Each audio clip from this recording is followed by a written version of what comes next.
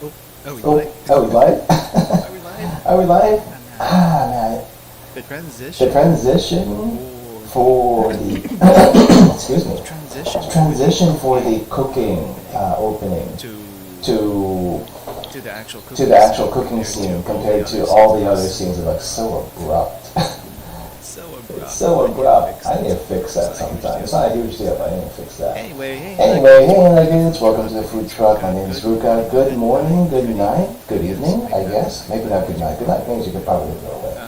But yeah, hello everyone. Good morning. We are today.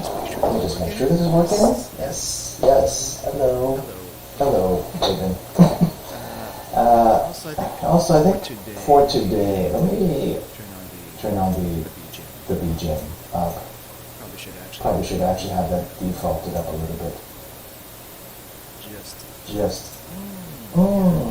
think I'm gonna have to change the BGM too. I usually don't have a BGM for this scene just because, you know, we're gonna be focusing on cooking. Cooking is gonna be RBGM. RBGM. But I don't think there's going to be a whole lot of that going on. Like, there's not a whole lot of cooking sounds going to be going on today, maybe. So, I don't know, maybe I have to think about that a little bit. But yeah. So today, we are going to be cooking some ramen. Let me just put out really quick put on camera really quick what we're going to do. I'm going to explain a little bit how this is going to work. And we'll get to it.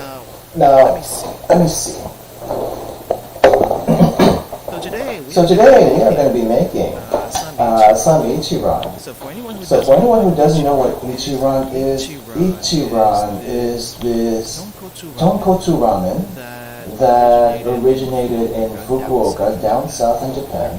They're really known for their tonkotsu ramen. In any case, it's like most tonkotsu ramen, I think, most styles of tonkotsu ramen come from Fukuoka or around that area. Been to Fukuoka before. Have not been to Ichiran in that area. I have been to the one in Asakusa, I think.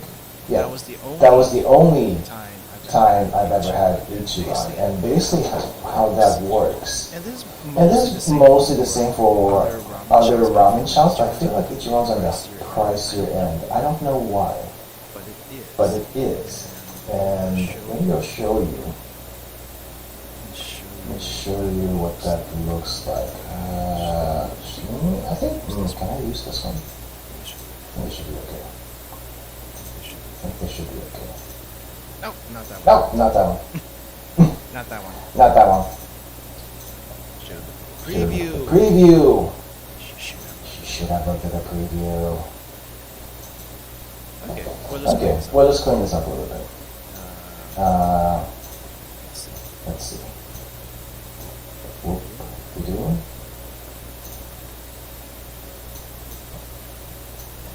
And put that here. It's a lot of white space. Can reduce that a little bit. Okay. So for anyone who's curious on how this whole ramen thing works in Japan, in most places, like maybe 99% of the places, especially in the cities, is going to have some sort of vending machine system. Okay.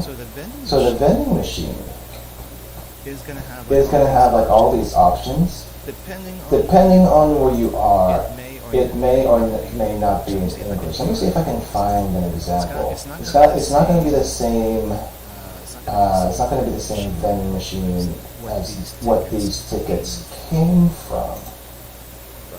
But let me see. Because I feel like I've taken a picture of one before.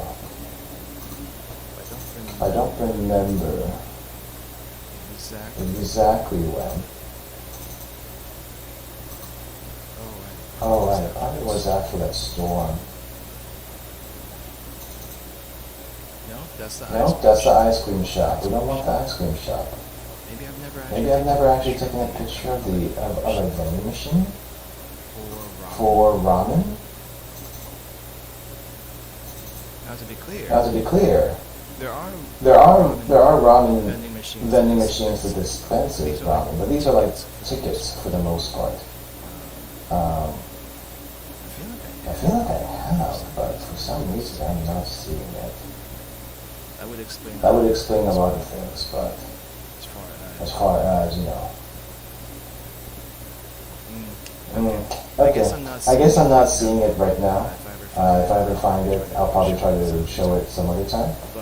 But for now, just know that there is a vending machine with all these options for what you can get, depending on the place and depending on whether or not they see tourists or whatever. It may or may not have like English translations. But here we have 3 tickets for ramen. I have the ramen ticket here, that's 890 yen. That's just the base ramen. There's nothing extra. There's probably like some basic stuff in there, like maybe like 1 slice of chasu or something, and very minor things. So if you want like an extra slice of chasu, you buy an extra slice of chasu for 190 yen. And I guess I got extra green onions. So we have like a Maggie ticket over here. And once you have all of that, for Ichiran in particular, this is kind of like one of the trademarks for Ichiran. For Ichiran, you have like these booths that's like right next to the kitchen, and you have a little privacy screen. You have a little privacy screen and a thing here that you can tell them all the stuff that you want on your ramen, and this particular one should have an English subtitle to it. Now, not all places are gonna have this. I think it's mainly an Ichiran thing, because everywhere else that you go in Japan for the ramen, it's done a certain way. You can't really customize it. It's rare that you can customize it. Like maybe, depending on what it is and depending on what their theme is, the customization might be like spice level. There's this one place that serves spicy ramen, and you can adjust the spice level there. But here you can customize like noodle firmness, how rich the broth is, and all that stuff. So you have that, and then when you're ready, you press this button, this little service button. No one comes to bug you. No one ever comes to bug you asking for your order, which is nice. No one comes to bug you for asking for your order. Basically, okay, this little tray over here. You put your tickets in, okay? You put your tickets in. The ones that you want to claim right away. There might be some tickets that you don't want to claim right away, like extra noodles. You may not want extra noodles until later, so you don't put that in until you're ready for it. Or if you got a dessert, you may not want to claim that right away, so you don't put that in at the beginning. You only press this button when you need to.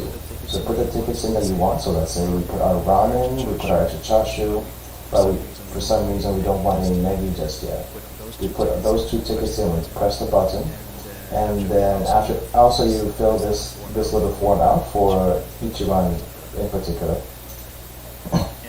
And you get, where's the ramen picture? Here's the ramen picture. Why was it out? And then you get your ramen. I don't know why I have a side of rice here. You could probably use a side of rice as a, what do you call this? You can probably use your side of rice for the soup. Oh, actually no. The other ticket was not for extra chasu. I think it was like kaida. That's extra noodles. So at least for me, I don't know how it is for everyone else. For me, after I finish, I usually finish off the noodles first, and I find myself needing another set of noodles. So I usually, if the option is available, I usually get an extra bowl, an extra serving of noodles to add to the bowl after I finish the first set, because sometimes it's just not enough. Sometimes it's just not enough. I don't know why I got the extra negi. I think this was a little overboard. The negi here is okay, like it's a good amount, and you have 2 pieces of chasu. If anything, I should probably get an extra chasu. and then not the negi. But I kind of went overboard in negi. I wasn't sure what I was doing. But the basic Ichiran experience is, yeah, put ticket in the little holder over here, up in the little tin holder, press button, they take your tickets, so they know exactly what to do, and shortly they give you your ramen, and you enjoy that as you will. Now they do have like long booths outside of, like not long booths, but benches. They have like bench seating elsewhere. In this one particular shop I was in, that's not very common in Japan to have like a bench seating. But they have like tables and some bench seating.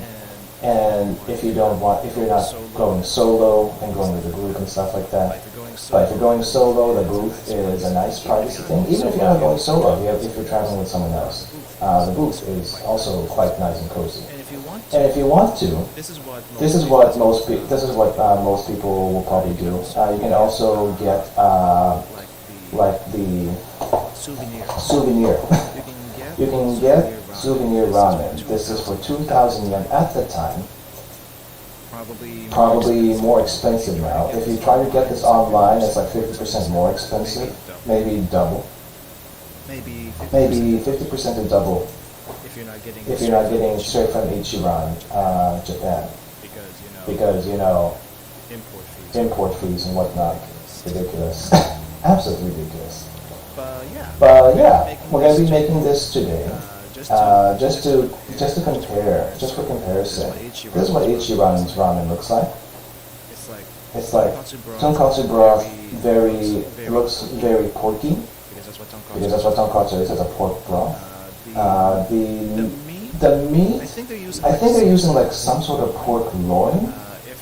If other places might use pork belly, it's not as fatty as, I mean, like this ramen isn't probably as fatty as what some other tonkatsu bowls are, but there might be a little bit of fat added into the broth, or it might have come from the chasu. I don't remember exactly, because I don't remember how fatty these cuts were. I don't remember them being that fatty. So you're not going to see a whole lot of fat here. It's not thick. It's actually pretty. The broth, you can make it rich, but it's fairly on the thin side, I think, compared to other places that I've tried. Like this one from Ippudo. Okay, this one from Ippudo. I think I've shown this picture several times already. But this is also a tonkatsu broth. But this is also a thicker tonkatsu broth. They don't allow you to customize anything. But they have like several types of ramen that they will sell you. And here, I don't think they have a ticket system. I think you actually have to call out to the servers to take your order. So it depends on where you are, it depends on the shop. And this is like a red spicy tonkatsu ramen, also from Fukuoka.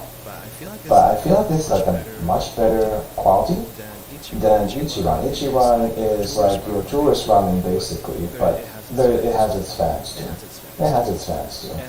And then there's this, the Ippudo, which is much creamier, overall a much better quality. Maybe not as big a serving, I think, or maybe there's a standard serving. I'm not entirely sure. But yeah, that's what we're going to be making today. We're going to be making the Ichiran. Now we could just make the noodles by itself and nothing else, but this is a rare occasion. This is a rare occasion to have some proper ramen. That's not the cheap ramen that you would get off the grocery shelves. The noodles here, I don't think are fried. We're going to open it and see what we're working with. But we'll also be making some toppings to go along with this. Two main toppings, so I'll go over them once we get there. But we need to make some proper toppings for this, and we can finally give it a shot. So let me move over to the cooking area. So Mike's going to go off for a little bit.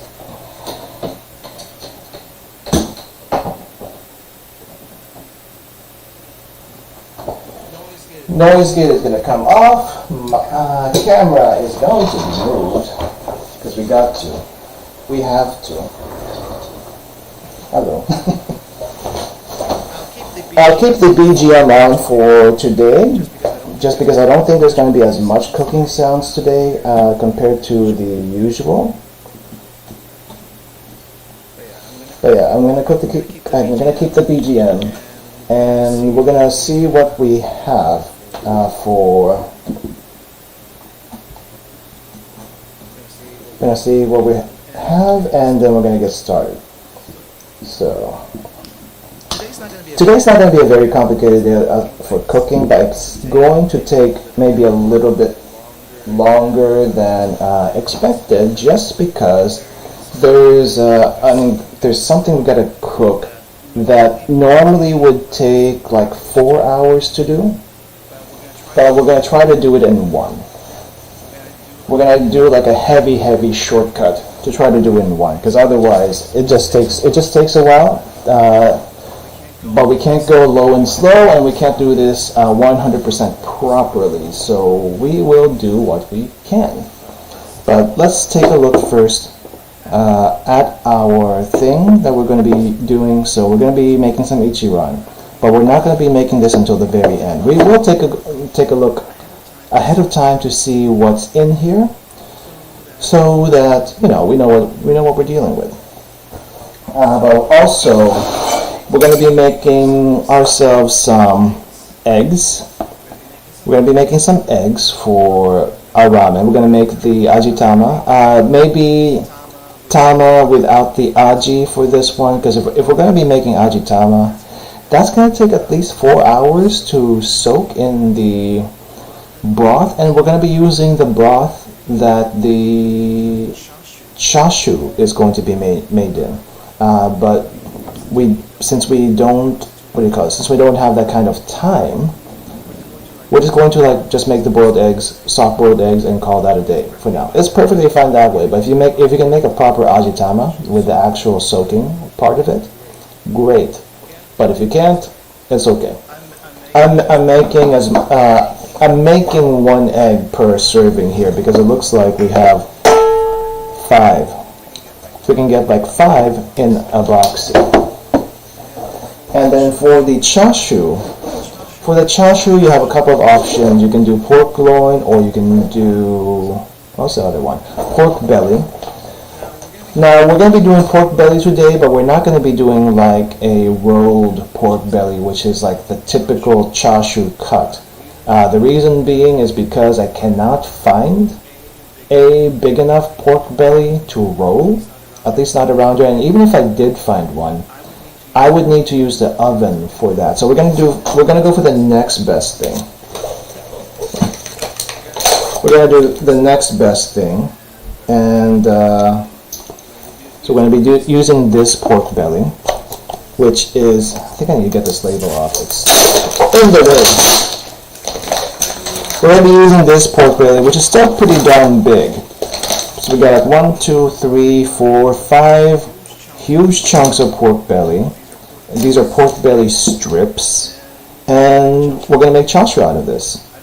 I don't think I need to cut, so basically we're just going to cook, we're going to braise this for about an hour. No, before we braise it for an hour, we need to,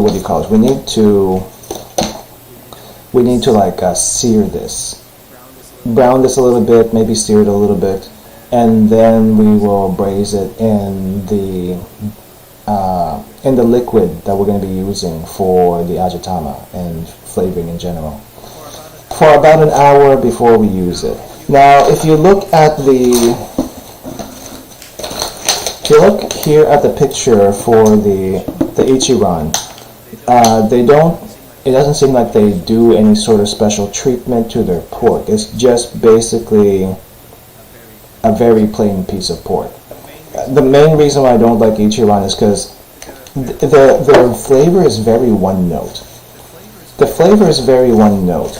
Most of the flavor, if any, personally, comes from the spice. Without the spice, it's just a very plain piece of tonkotsu ramen. So, Ichiran Ichiran sponsorship out the window from just that statement alone. But I do know a lot of people like Ichiran, and it's one of the few ramens you can get overseas that you can make at home. That's basically what it is. But if you can get like other types of ramen that's maybe not quite as expensive as this, then definitely give it a shot, because the quality might be equal or better than this thing. We're doing this because this is what I got myself as a present for Christmas. So, that's okay. You know what I forgot? I forgot to get some gloves. So I'm gonna get gloves really quick, and then we'll get started with the searing, because we need to.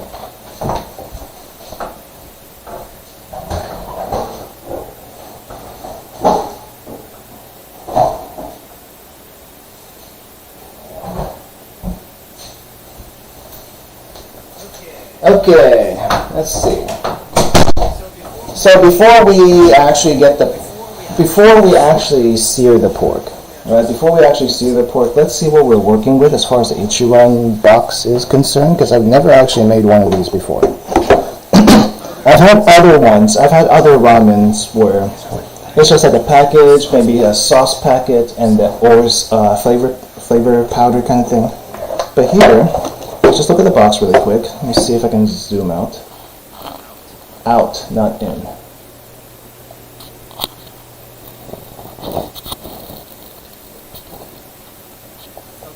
Okay. So we have the Ichiran box. It is this big, this big, this wide, however you want to say it. It goes all the way up to my cuff.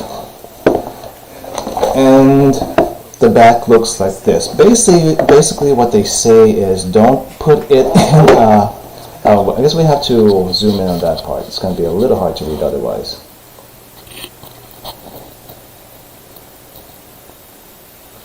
Okay. So basically here, cooking instructions, there's a QR code for that, or, very easy to read pictograms here, pictures. Let's see, adjusting. Don't use a pen for whatever reason. Maybe someone tried to do that, or they just want to be super clear. I'm not entirely sure. About 2 cups of water, and depending on how firm or soft you want the noodles, you can go from anywhere from 2 minutes, 2.5 minutes, or whatever the heck this one is over here, like super soft. Past that, you can do like a 3-minute ramen and still get the ideal firmness. I think they recommend 2.5 minutes though for this one. They want you to mix the broth and the noodles all in the same bowl, so it's not going to be strained, it's going to be all mixed in. And then once you do that, you can transfer it to a bowl, and then depending on how spicy you want it, it's like half a packet, full packet, 2 packets for the spiciness down here. Okay, let's open this really quick and see what's in the box.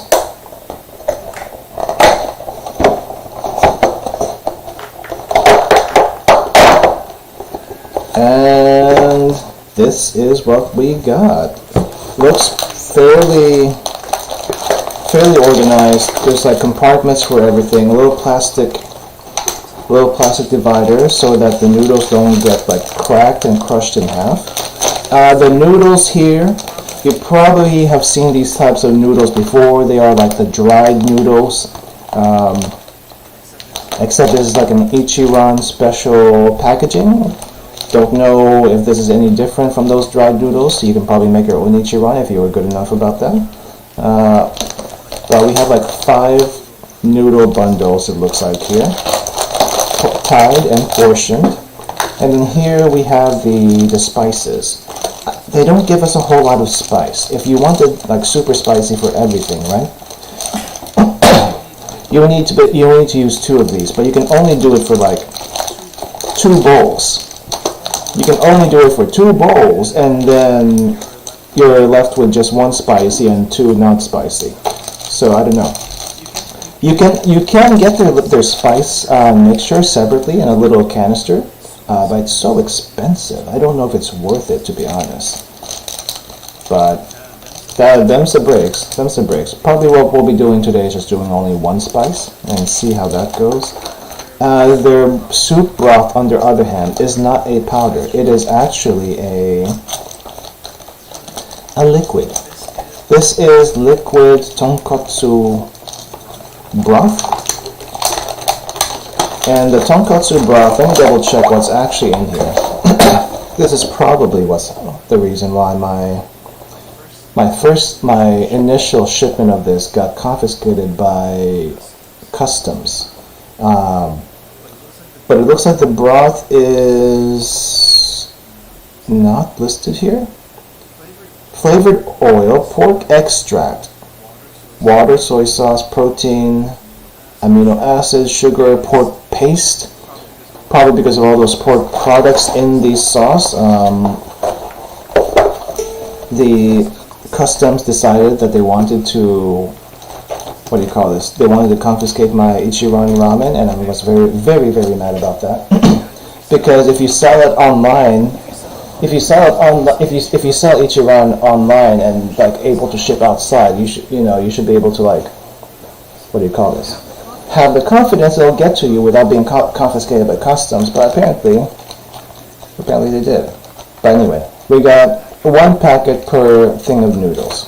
So we got 5 soup packets, we have 5 spice packets, and we have 5 noodle bundles. But we're not going to do this yet. What we're going to do first is the chasu. So let me get this pan heated up. Actually, I don't know. Is it better to? No, we're gonna start cold. We're gonna do a cold sear.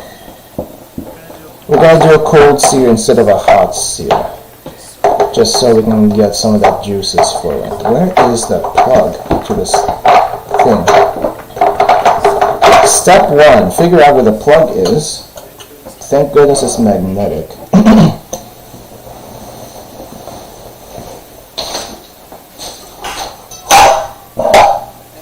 And for this one, we're going to be using a pan. This pan.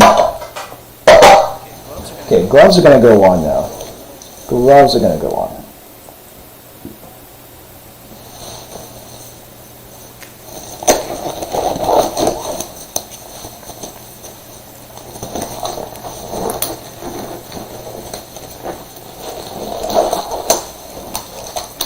And let's see. Heat is still off, so I'm just going to go ahead and open this thing.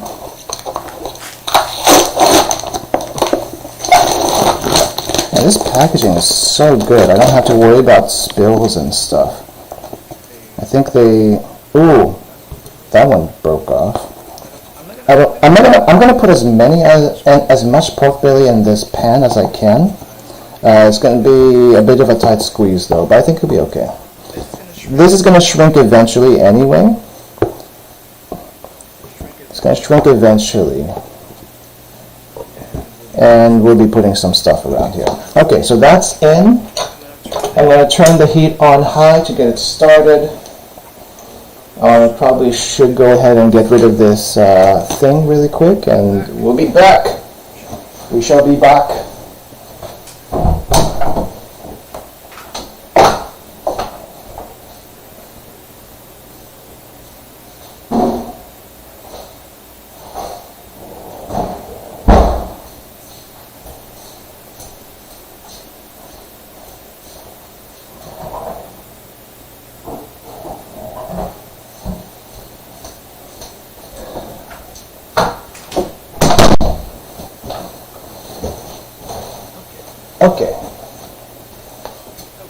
Okay.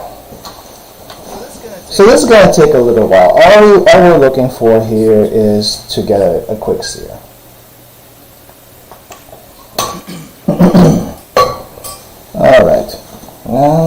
my other stuff? Hey, workshop, welcome. How is going? Oh, what was that? Yes, I got so much stuff here. It's well, not as much as the usual. The usual amount of stuff is not here at the moment, but it's still quite. We still got quite a bit of stuff compared. But basically, right now we're just waiting for the pan to heat up. I got this already at maxed out, but it's a cold pan, so it's gonna take a little while to heat up. And once it's heat up, and then we just keep churning until it's browned all over, and then we'll pour in all the other ingredients. So it's a bit of a waiting game at the moment. It's a bit of a waiting game. So yeah, watching debate versus what? Come on. Are we arguing about power levels again? Because that's kind of silly. It really is a little silly. People really get so heated about their power level discussions. I don't understand it. I do not understand it. Also, you're talking about Saitama. Saitama cannot lose. I think the only way he can lose is if you throw him into a black hole. And even if you throw him into a black hole, he won't find a way out himself, but he'll get out by accident somehow. Because that's what he does. That's what he does. He just kind of floats around and works it out as he goes, basically. I don't know. I'm still waiting for what do you call this? One Punch Man Season 3. Hopefully that's going to come soon. Let me see also if I can change the chat here. There we go. The proper chat, not the lame chat. The lame chat styling. I do. Oh, there we go. There's a sizzle. There's a sizzle. You might not be able to hear it as easily over the BGM because we have a teeny tiny BGM right now. But I'm gonna let the cooking do the talking for now. I still say power level discussions are silly. End of story. End of story. Power level discussions are silly. I think I need to adjust something here. Chat.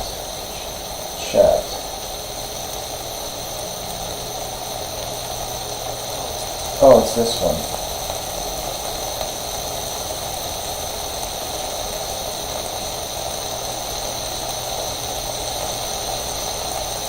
It's like going out for some reason. I'm not sure why.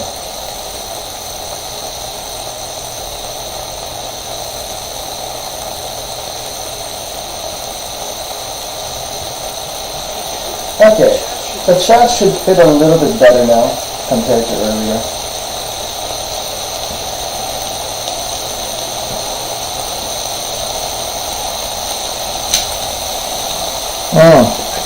I didn't add any seasoning to this. No salt, no pepper. I don't think we're going to need it here because we want this to be on the sweeter side compared to most of the time that we're going to be, what do you call this? Working with pork. It's going to be on the sweeter side.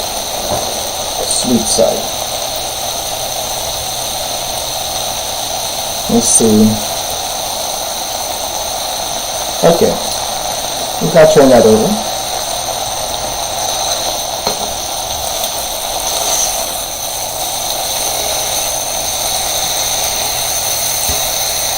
It's a giant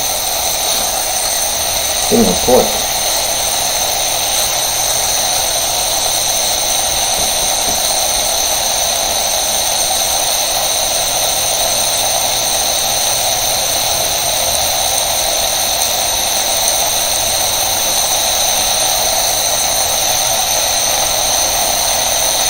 So I just want to brown this enough before we do the next thing.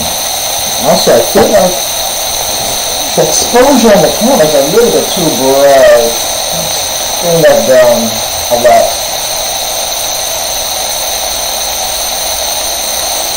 Brightness is a little bit too much.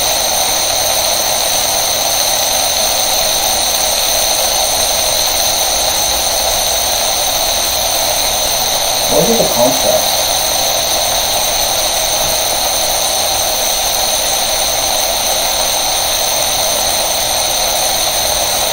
Exposure.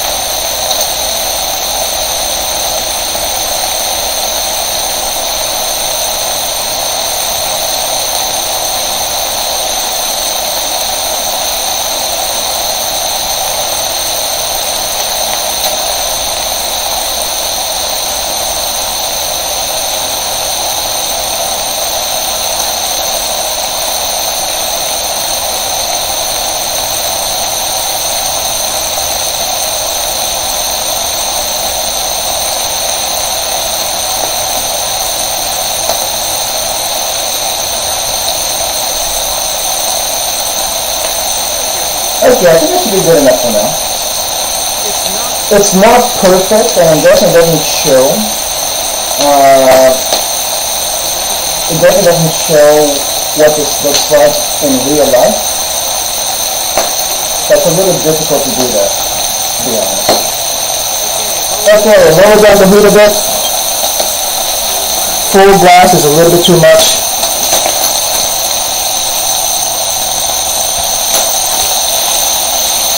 So we need some browning on this meat, and we have it a little bit.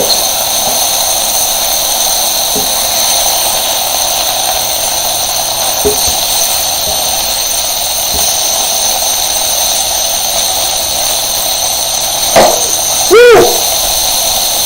Don't pop on me. Don't pop on me.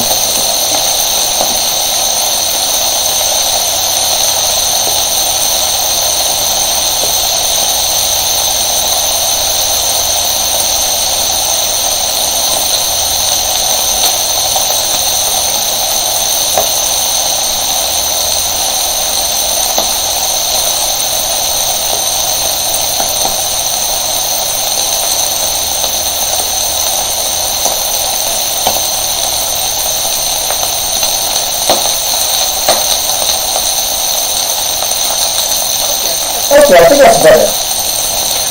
I think the picture is a lot better now. It's not quite as strong as it was earlier.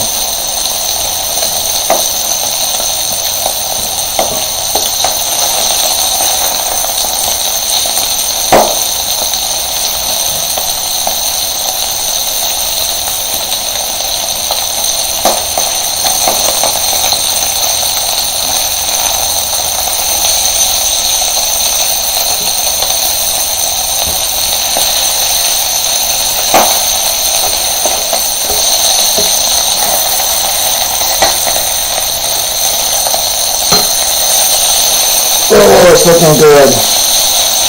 It's looking good. I think I need to come back and get that plate. I need to get a plate so that anything that looks done, well, I'm going to take out so it doesn't overcook because it's going to boil some more later. So be right back really quick.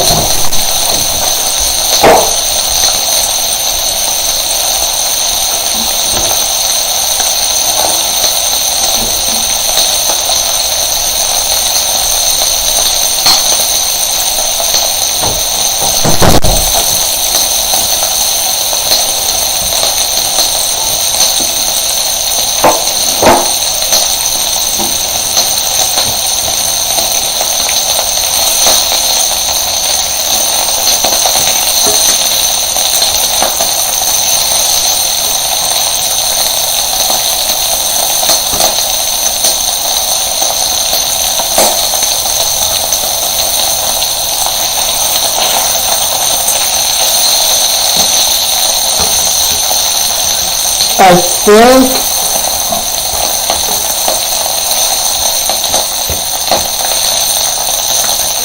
think this one looks brown enough. This one looks brown enough. I'm gonna take it out.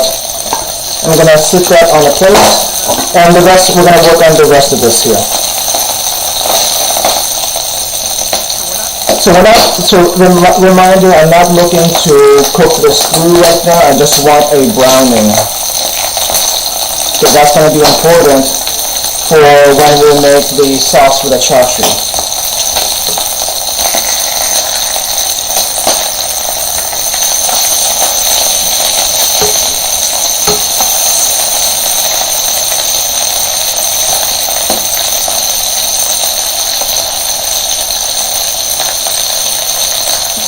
I also forgot one more thing. I forgot my hand though. I'm forgetting a lot of things today.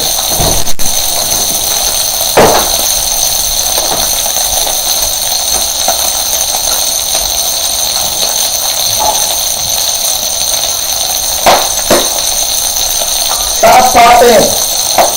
Please do not pop. I put no warning. Why are you popping?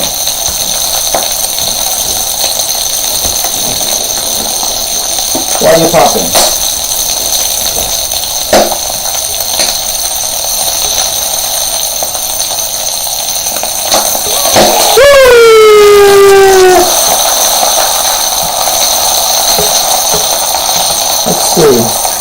I think this is mostly done. Looks good on that side. I think the fattier end needs a little bit more work, so I'm gonna work on that.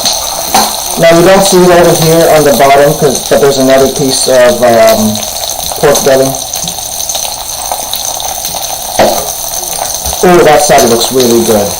This side looks really good right now, and we're just gonna have to work on the other one for now.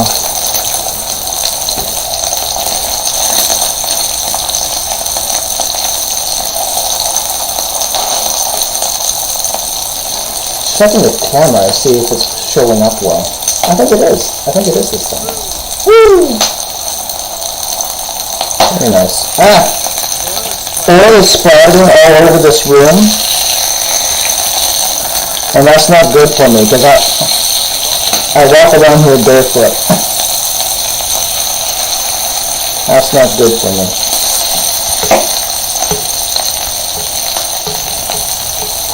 A little bit more. Put it more in that one.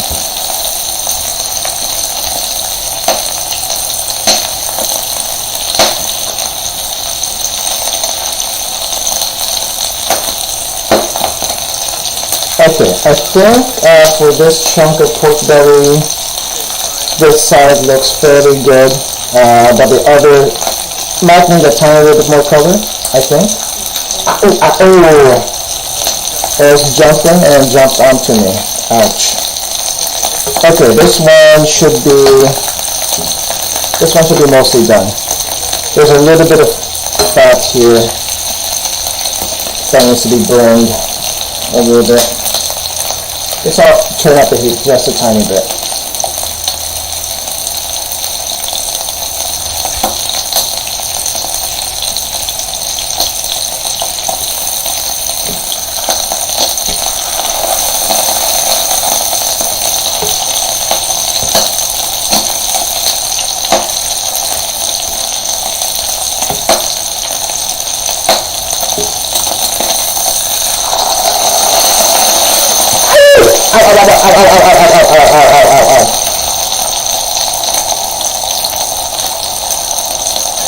Now, I'm not adding any oil or liquid already, but this is becoming into a firing hazard. I will be firing myself at this rate. That's a lot of fat. So there's a lot of fat pooling at the bottom of this pan right now. You probably can't see it too well. But we're going to be using that fat as part of the sauce we're going to be making right after this. So we're definitely going to use it. Okay, I think this is done. I think, if you look over here, I think this pork belly is done as far as browning. So we're going to do the rest here. Okay. I can't help it. It just pops when it wants to. It just pops when it wants to. I can't do anything about it. Okay, so this part's done. That side is done, and we need to work on the other side. Good.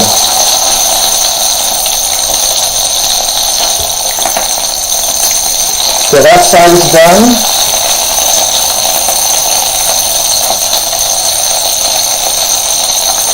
A little bit more color on the other side.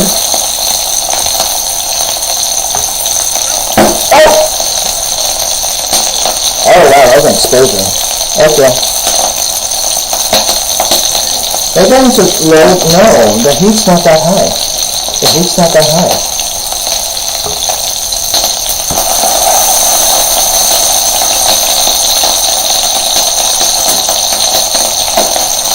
Okay, how are we doing? This is... You could use a little bit more color. A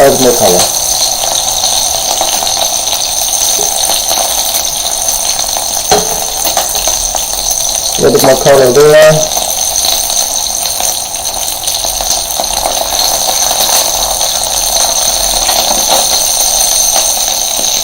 This one is...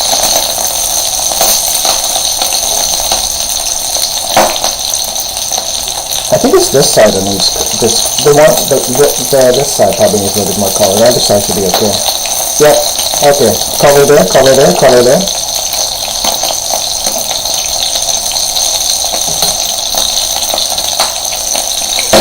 Okay. No fapping.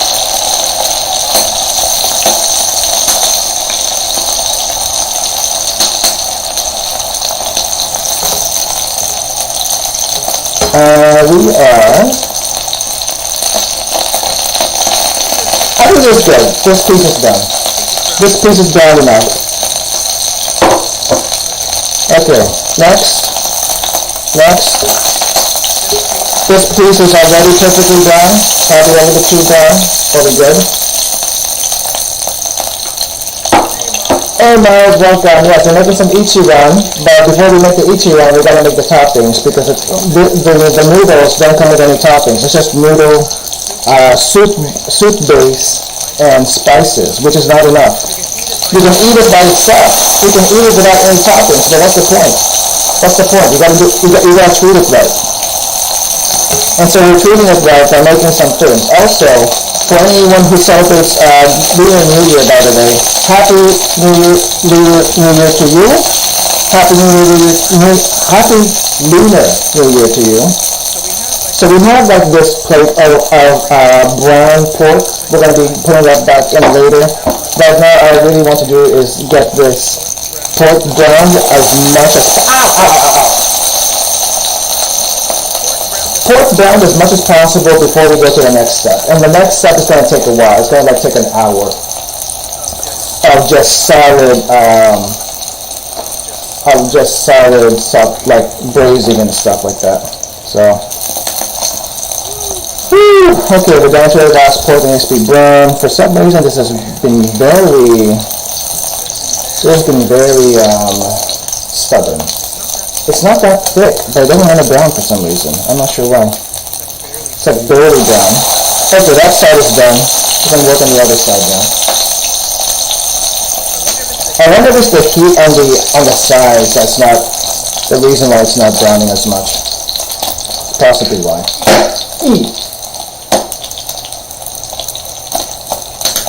Okay, be careful. Apparently meat juices and oil don't like to interact with each other either. You already know water and oil don't like to interact, but meat juices and oil also apparently don't like to interact. So you've got to be careful about this. I also probably have to make sure the oil spots in this room are cleaned after we're done, because holy crap, it's everywhere. Holy crap, it's everywhere. Also, the pan seems a little bit dark on the screen. Let me see if I can make it lighter. Finally fixed the color on the pork, but for some reason, the pan is not very bright. There we go. Maybe we don't want it too bright. Just bright enough where you can kind of see it.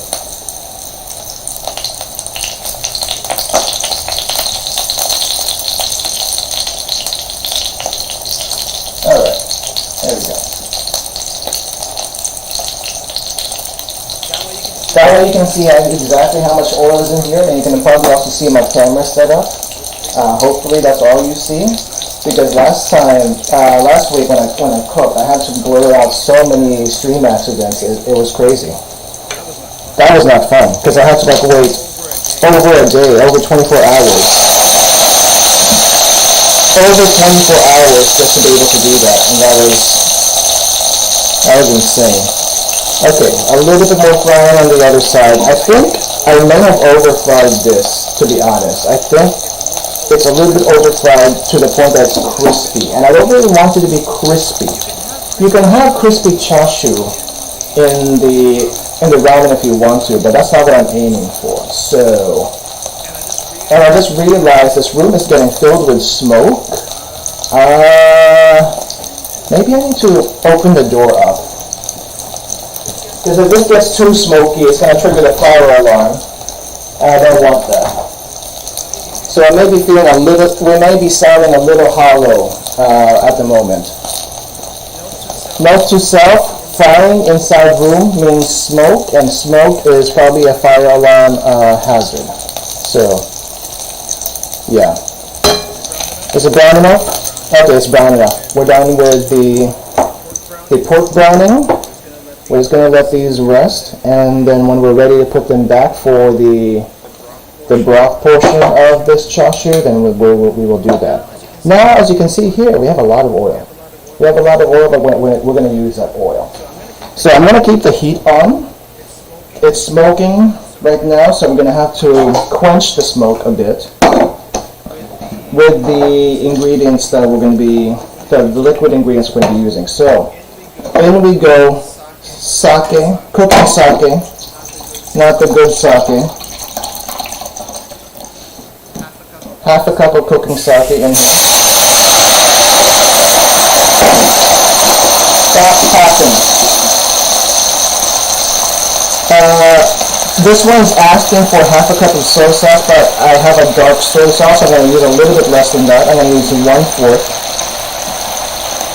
Because my soy sauce is stronger than most soy sauce. So do that. Also some water. I need 1 cup of water. No, a full cup. Okay, full cup of water. Here we go. And really, all I want is for this to get up to a boil, which is what's doing right now. That went into a boil. And we're not done with that yet. I also need 5 tablespoons of sugar for this sauce. Right now it looks black as night, and that's okay because it's supposed to look black as night from the soy sauce. But we need 5 tablespoons of sugar. That's 1, 2, 3, 4, 5. If that looks excessive, it's actually not. It's not too excessive. But basically what I want here is we're going to get this to a boil, and then once it gets to a boil, down to a simmer, because this is what we're going to be braising our pork in for the next hour. The pork is going to be braised in this. So I think it's boiling just a little bit. It's got a little boil, so I'm going to lower the heat down. Heat down to a simmer. Pork goes back in, and the pork is going to be absorbing all these liquid. It's going to be bathing in that.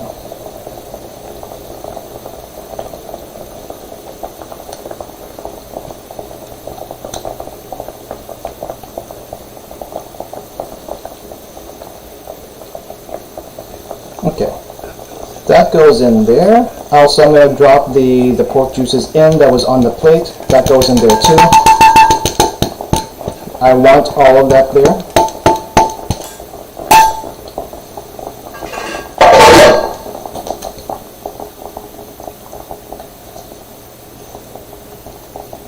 So make sure it's mixed a little bit. Okay. So that's going to simmer for an hour. Let's get the timer going because I'm going to need it. Where's the timer? No? Timer. Wrong timer.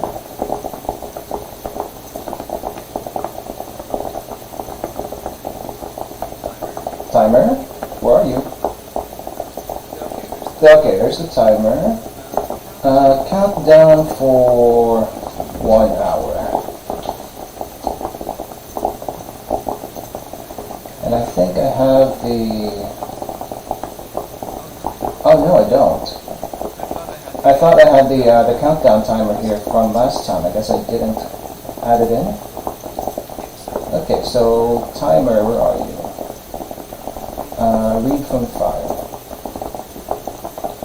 And file be this way. Countdown.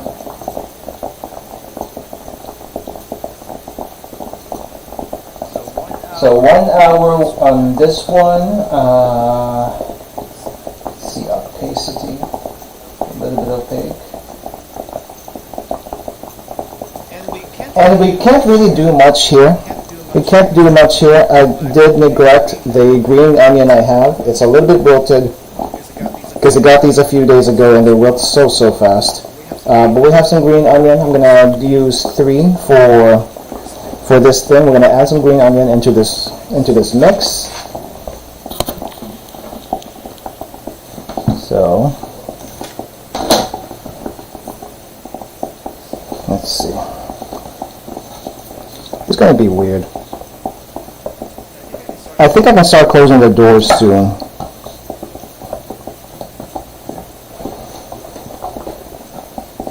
So I'm just gonna like trim off the ones that look a little diseased, because like I said, it has been a few days since I got these and they wilt so fast. A little too fast if you ask me. Okay, it's a little wilty, but you know.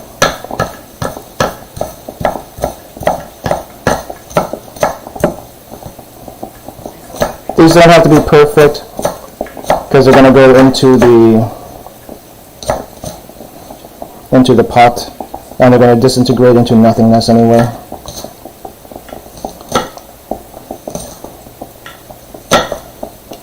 Okay.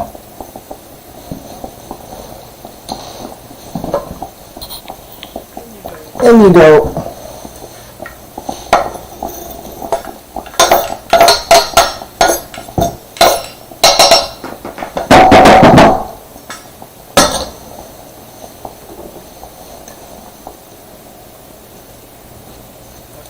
Okay, so while that's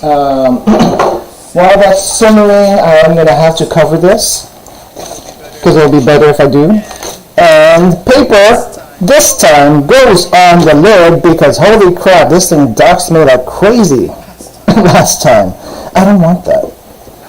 I don't want that. So I guess while that's going, we really can't do anything. Let's just talk. Let's just talk for the next hour about who knows what. I am, let's see, should I go back to the desk? Let's go back to the desk. Let's talk about a few Japan stuff really quick while we're at it. I think the smoke has finally cleared out my room, so the door is going to be closed now. Thankfully.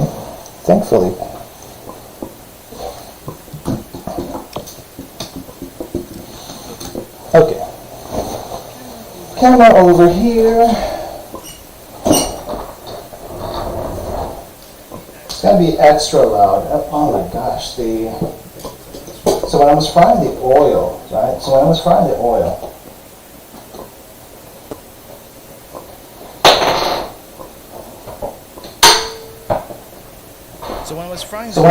the pork, I'm sorry.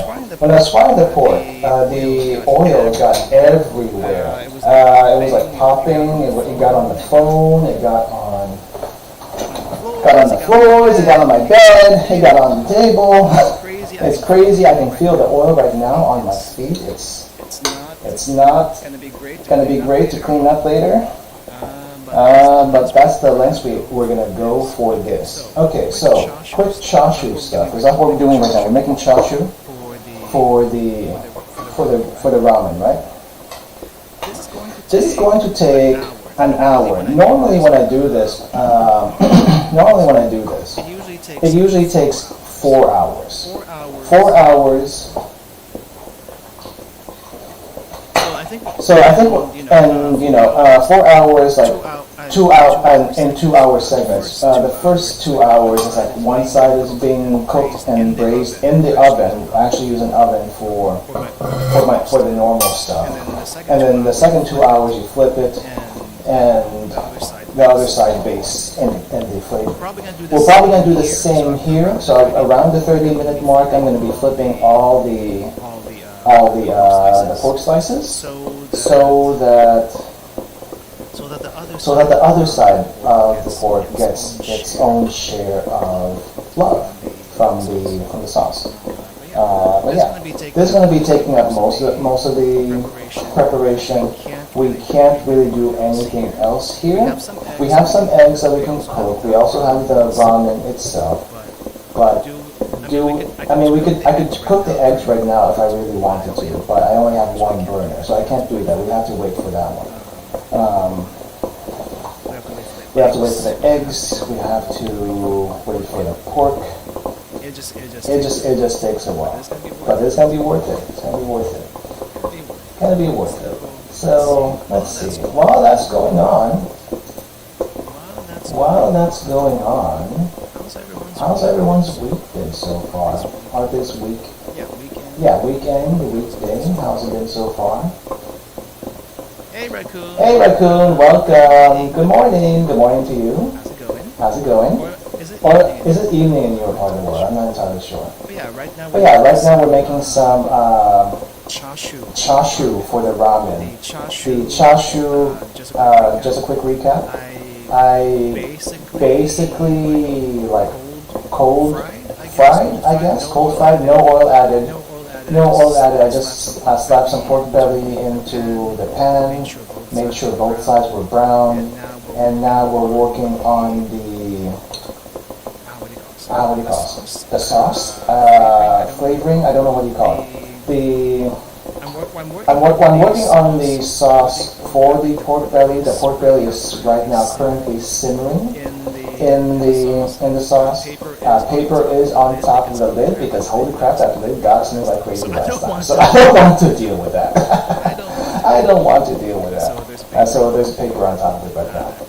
I'm pretty sure I did this before, but for some reason I didn't do it last time.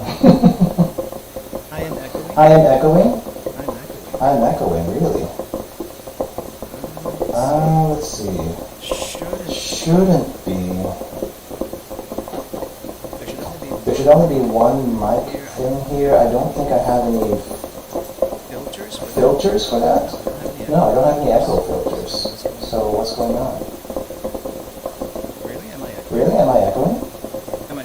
Am I still echoing? Check 1 2, check 1 2. It's not this one.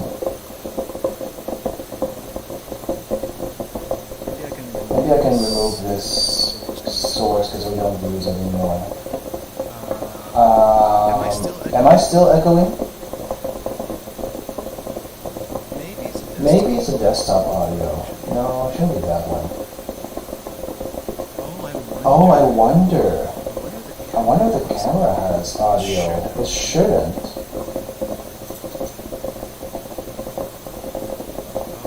Oh.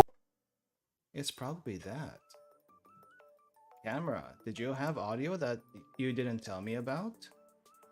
Because that's sneaky of you. You shouldn't have a microphone on your system. Is the echo gone now? How about now? How about now? Because I feel like it was the...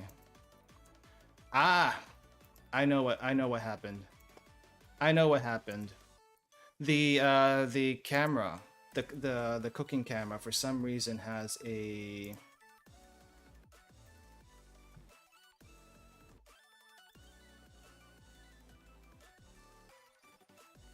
the cooking camera for some reason has an audio to it that was not there before that I remember.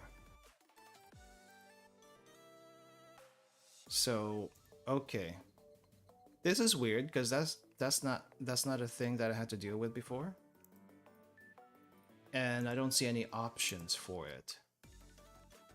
Audio output, capture audio only. Audio direct sound. Use custom audio device. Okay, I just have to make sure to mute it. Make sure it's muted so that it doesn't do anything. Okay, but yeah, let's see.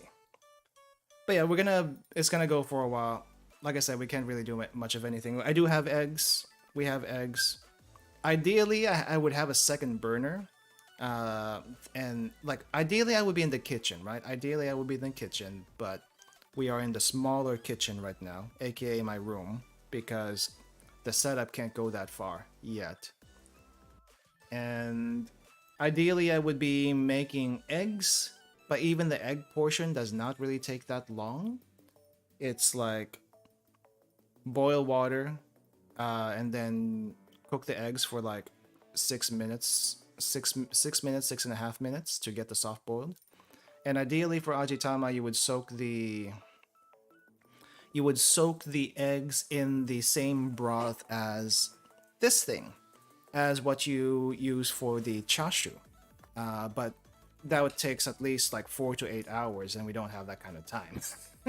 We don't have that kind of time, so we have to like abbreviate everything.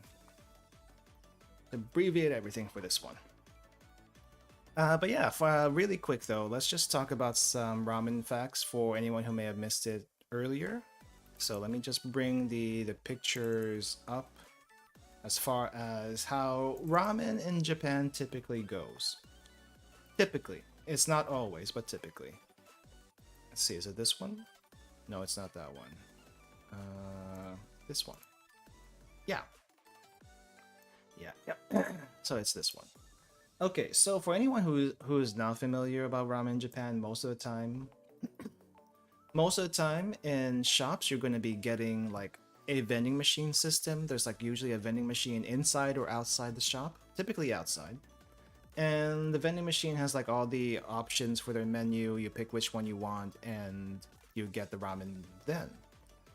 In this case though, we have 3 tickets. So one is just the ramen, the basic ramen with a couple of slices of chashu, some green onions, and some spice.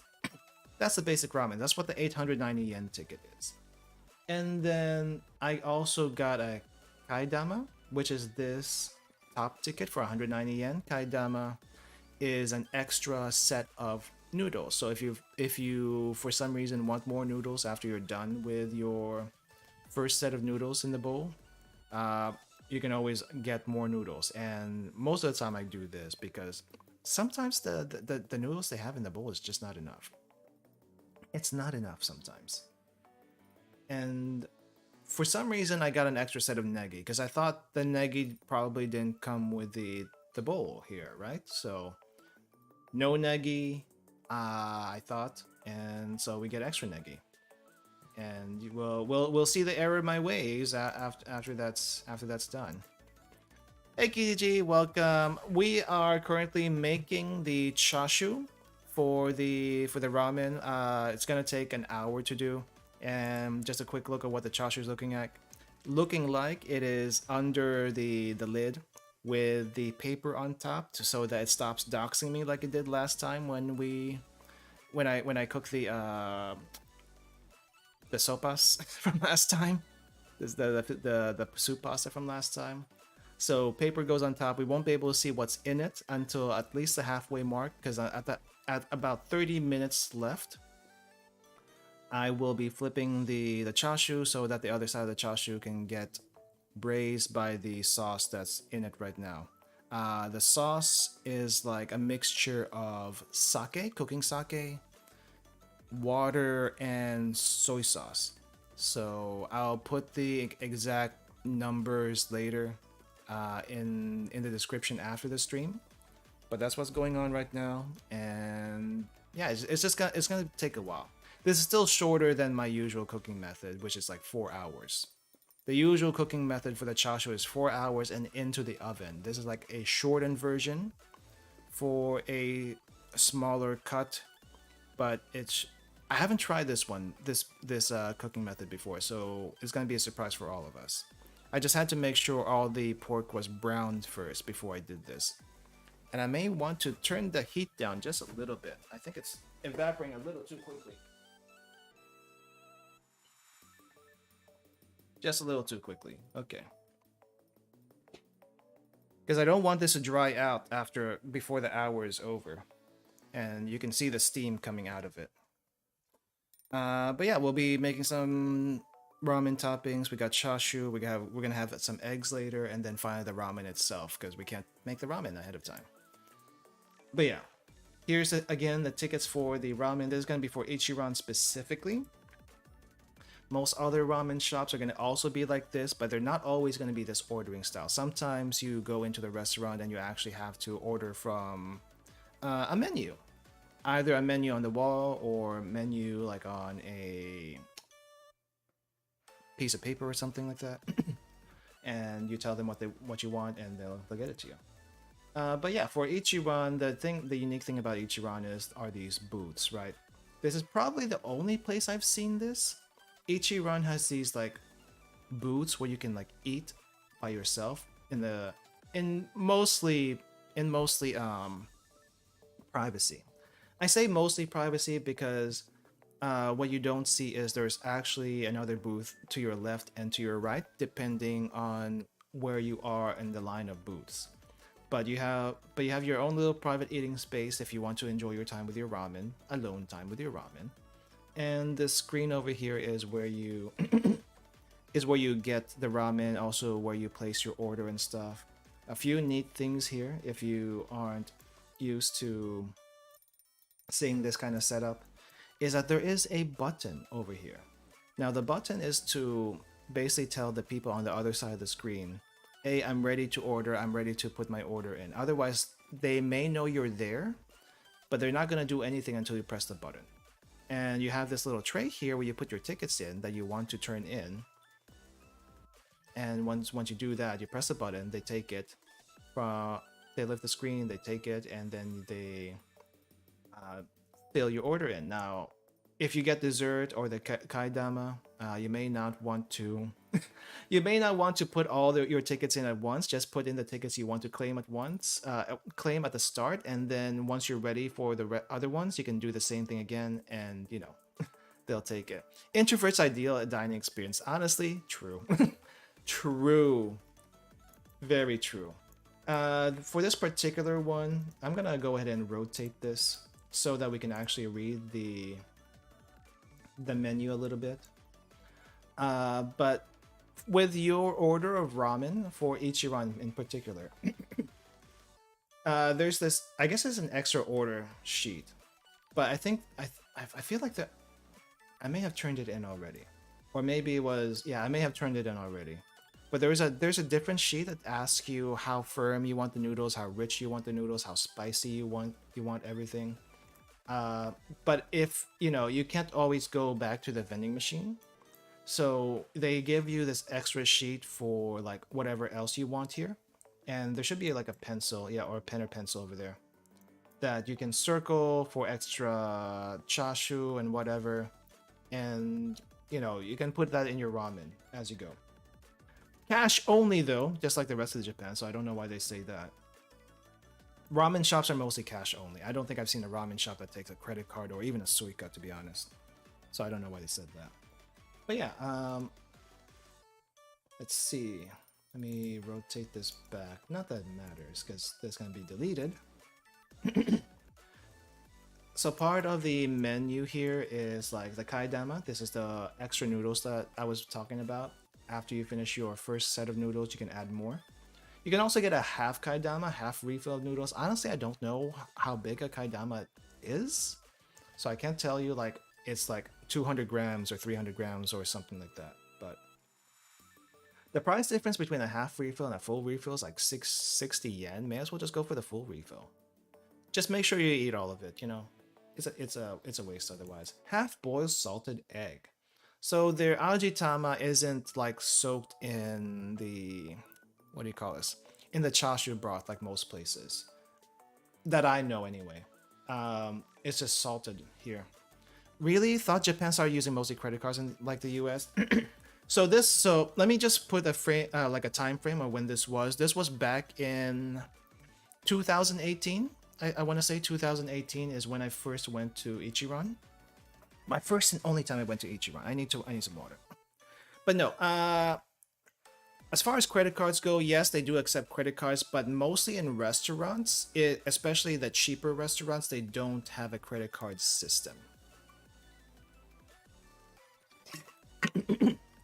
Like ramen shops are not gonna have a credit card system. Most mom and pop diners, especially around the neighborhood, are not gonna have a credit card system. I don't think even the fast food gyudon places have a credit card system. It's all cash only, as far as I'm aware. The restaurants that will have credit cards are gonna be sushi place, not sushi places in general, but the fancy omakase sushi places probably are gonna be like, you can probably do a credit card there.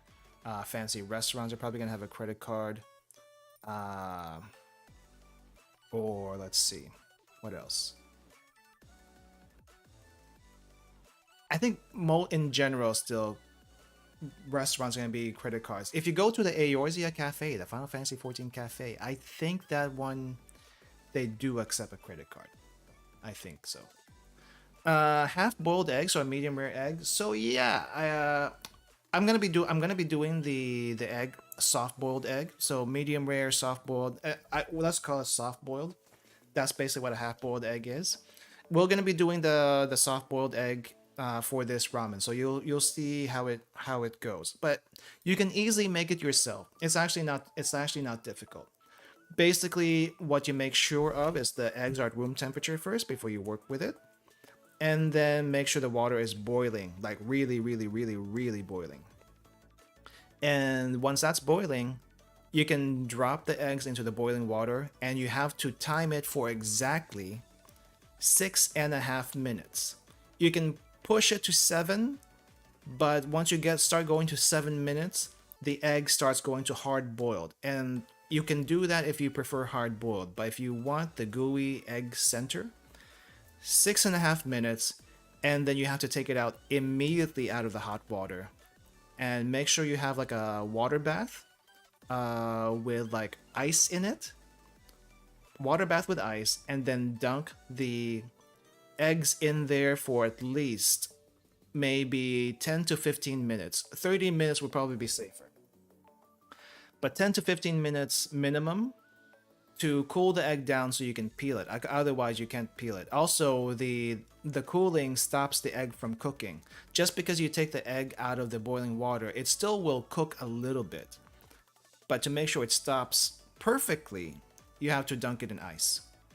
That's how you get that's how you do basically anything that you want to stop cooking. You need to cool it down or take it out ahead of time. But yeah, I guess they also have the matcha almond pudding. I've never tried this one. I don't think I tried it when I was there. But they also have a bunch of other sides, like more chashu, more mushrooms. I should have done the mushrooms, to be honest. Smoke flavored stewed pork. I guess you put this with the rice. I haven't had that one, so I can't say for sure. But you can get a bunch of other sides. You can also get beer. You can also get beer with your ramen. Some shops do that. Most shops don't, but some shops do that. This is one of them. This is one of them. And for some reason, if you want more Ichiran after you go home, you can like get the souvenir packages, which is what I have right now. Normally they're about 2,000 yen if you get them straight from the shop, or maybe even from a souvenir shop. But if you like get them outside of Japan, it's gonna be like almost twice this much. So big difference. big difference in price. Same thing for their sauce packets. They have like a little canister of sauce, not sauce, spice packets. There's like a canister of spice packets you can buy, or you can buy the little individual pouches that's like, you know, just right for the spice level that they recommend. But that's what we're going to cook today after all this stuff is done.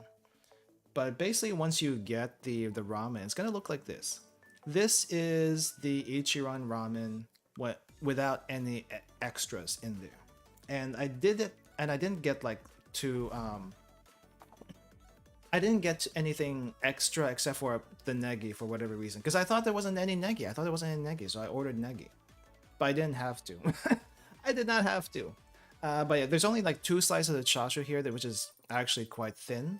I think it might have been pork loin that they used for this, because it didn't taste fatty at all. There was no fat cap like you would have for like pork belly. So it's like, it's not the best chashu. The ramen broth is very, very one note. Any extra flavors is basically because of the spice. Is that tomato sauce or spice packet? It is spice. I don't know what spices are in here. Obviously, there's some kind of chili pepper, but I don't know what all the other spices are in here. I think, let me double check to see if there's something I can see for the for the Ichiran spices. There might be some online that shows what's in it. Ichiran spice. Okay, so they do sell Ichiran spice powder in Amazon, but it is ridiculously expensive. I don't think it's worth the price. And I do not see the ingredients in here. Let's see, what is an Ichiran spice powder? Ichiran spice powder does not say.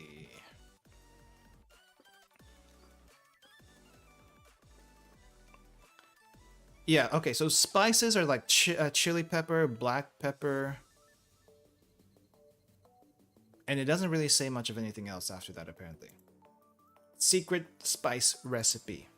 Basically, secret spice recipe is what's happening here.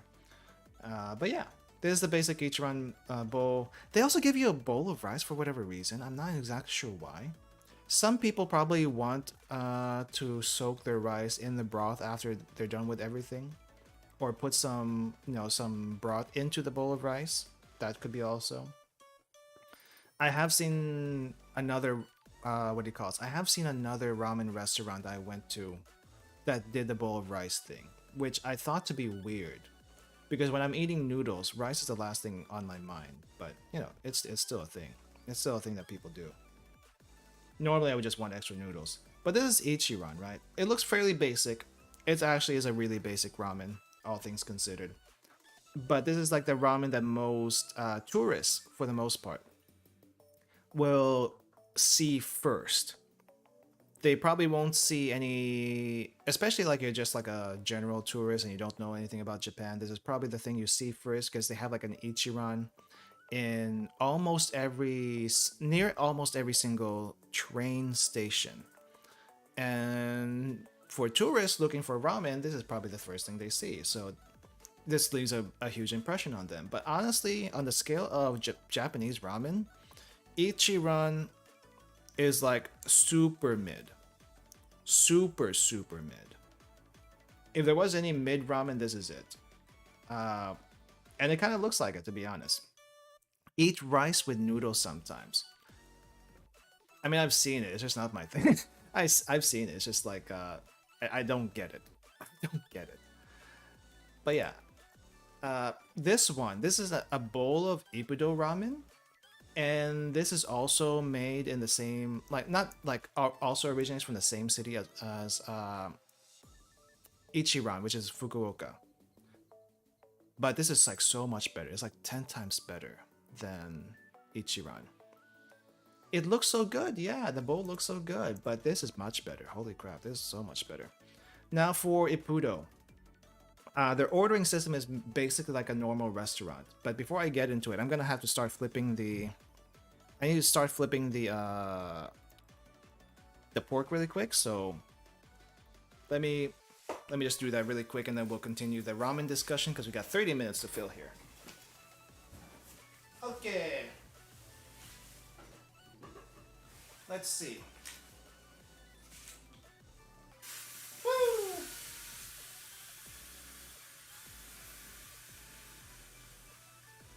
Okay, we need to soak just a little bit more. So I think it's a little bit softer now compared to earlier when it was just like pan fried in its own fats. And I think I need to increase the heat a little bit more because we need to start evaporating this stuff. This is not the ideal Chasu cut, but it is what I can get. So. Okay, heat goes up a little bit more.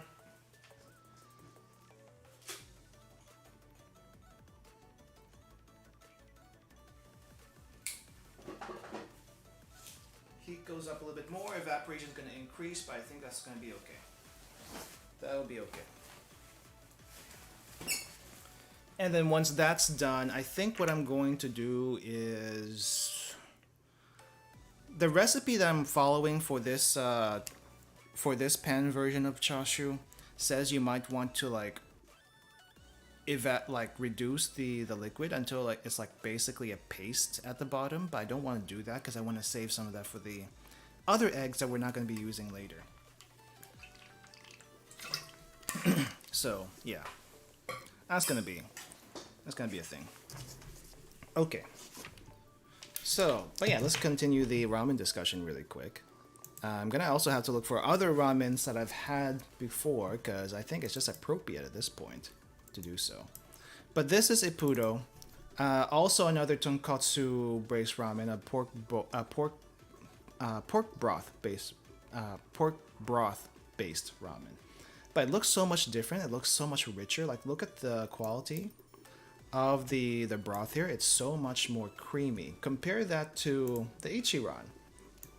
It's also the Ichiran is also creamy, but it's it definitely looks a little bit lighter compared to this thing. Holy crap, this thing is like milk basically. When I say it looks like a mini barbecue, I think a soup would be more accurate. Possibly. But this is like so much better as far as ramen quality goes that I don't think I've seen that many Ippudo restaurants, to be honest. It's not as widespread as Ichiran. But if you can find it, I know there's one in Asakusa. And possibly some other places. You have to like look at Google Maps for that. But this is like super good. Super good. And the ordering system is a little bit different in the ordering system is a lot different in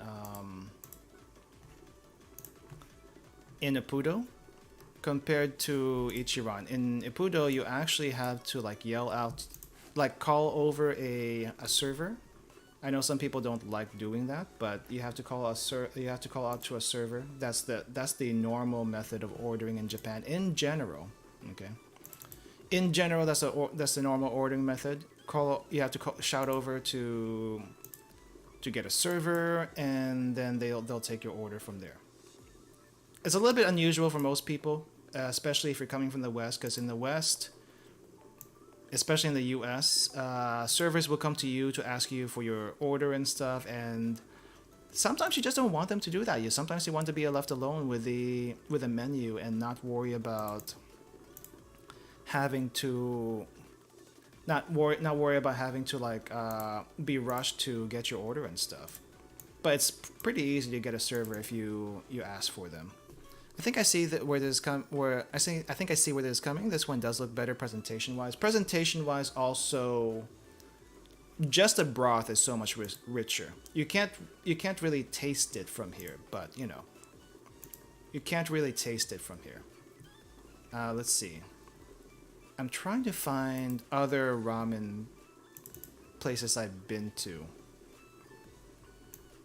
And there's a few others that I've been to. But for some reason I don't actually I don't actually what do you call this? Go to a whole lot of ramen places even when I'm in Japan. I don't know why. I try to. It's just sometimes I want to try the other stuff and I can't eat ramen all the time.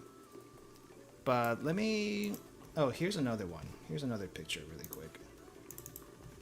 Let's see if that shows up. Is that going to show up? Oh.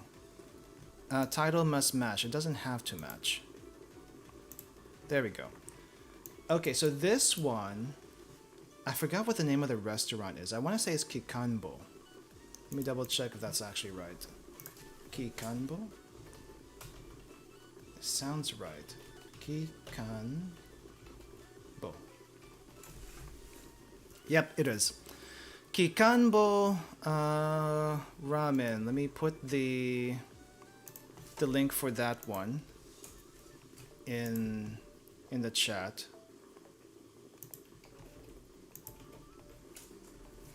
Yeah, some ramen is gonna have corn. If you go towards Hokkaido, they do corn and what do you call it? Corn and butter on their ramen. And they don't do, I don't think they do tonkotsu so much, but they do have miso. So I don't think they do pork broth up in Hokkaido. I think that's more of a chicken broth, but they do also add miso into their broths. So the three main types of ramen you're gonna see in Japan is tonkotsu, the pork broth, shoyu, which is soy sauce, and shio, which is salt, which is basically just chicken broth and salt. For some reason, that's a thing. But there's also a fourth one in Hokkaido, which is miso ramen, which a lot of people are probably familiar with by now. But this one in Kikanbo is a spicy... Kikanbo is known for their spicy ramen. I don't think I've gotten the ultimate spicy version from their shop before, just because I didn't want to kill myself. I want to know what I was dealing with first, before I decided to basically lay waste on my taste buds. And I think I got which one did I get? It was like the next spicy, or was it the medium? One or the other. Menu. Let me double check the menu. It doesn't really show it on their menu. Oh no, wait. Yeah. So if you go to the menu and scroll all the way down, there's this thing about karashibi. Karashibi is like how hot you want the spiciness. There is like a numbness, which is like the mala flavor in Chinese cooking. And then there's the heat, which is the karashi. So you can go from like none, less, medium, high, and devilishly high.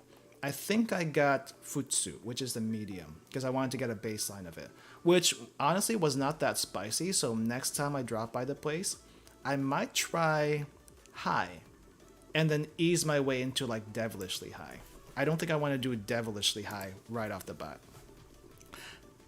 I like spice, but I don't also want to kill myself. Like, if it's spicy enough, it will actually affect my stomach. Like I may have mentioned this before, but I have ruined my stomach before from eating way too spicy stuff and get a bad stomach ache if it gets to that point. So I didn't want it to get to that point. But I do like spicy stuff. Okay, I do like spicy stuff. But if it's spicy enough to where it starts affecting my stomach, that's bad. That's bad. But this is where you go if you want like spicy ramen. I think for this one I got an extra egg. Normally this only comes with one egg, but you can get an extra egg if you so desire. If you so desire. And let's see. Oh yeah, so as far as one of my first ramens I've had, this is probably not my first ever ramen in Japan, but this is like one of the first. One of the first. A very clean shoyu ramen. I don't know what shop it's from. I don't know if the shop is even there anymore. The ramen area in Kyoto. So Kyoto Station has this floor of just ramen stalls, okay? And this is from one of those shops. I don't remember what the shop's name was. It was such a blur to me at the time. But this is like my first ever ramen, and it was good. My first taste of ramen, it was a shoyu ramen with a bunch of negi on it and like an egg cut in half. You see how jelly this egg is on the side here? That's what we're going to try to go for today. In some places, that egg is like soaked in a sauce first before you eat it, like, you know, like tea eggs are. But we don't have that kind of time, so we're not going to do that today. We're just going to do the egg, just regular. But this was so good. It was like super good. Super good. You always remember like your first meals, and that's like one of my first meals that I remember having. Quite nostalgic, actually. Let me see. I know I have a few more ramen stuff here. Oh, this was an interesting ramen. This is an interesting ramen. Let me see if I can find a few more before I what do you call this? Switch over. And I'll show you an instant ramen, because the instant ramen that I found one time was super interesting. At least to me, because it's not something I've seen before. Let me double check first. Yeah, here's another instant ramen. Oh, was this the curry ramen? I don't know where I got this one, but this also looks pretty good. We'll go with that. Okay, I think that's enough hunting for now. Let's go. Okay, so this one. This is a ramen that I got in, I think it was a small town. No, not a small town, but I think the town is called Otsu, which is right next to Kyoto. So if for some reason Kyoto is super busy and you don't want to be there among all the busyness all the time, which granted I wouldn't want to be there either when it's super busy, this is... The town of Otsu is a good place to stay at if you don't mind like the 15-minute commute from Otsu to Kyoto every time you want to go to Kyoto. It's not a bad commute, it really isn't. But this is from a ramen shop over there, a local shop, so I won't be able to tell you the name. It is, I think, near the train station, so that should narrow it down a little bit. Honestly, I don't know what kind of broth this is. I want to say it's a tonkotsu broth, so it's going to be a pork broth. The presentation here is really, really good. The bowl looks really nice. The pork was pretty good. The ramen was pretty good. My only mistake with this, okay? This is on me. It's not on the shop. I didn't read the vending machine menu that well when I first got this. So that was on me.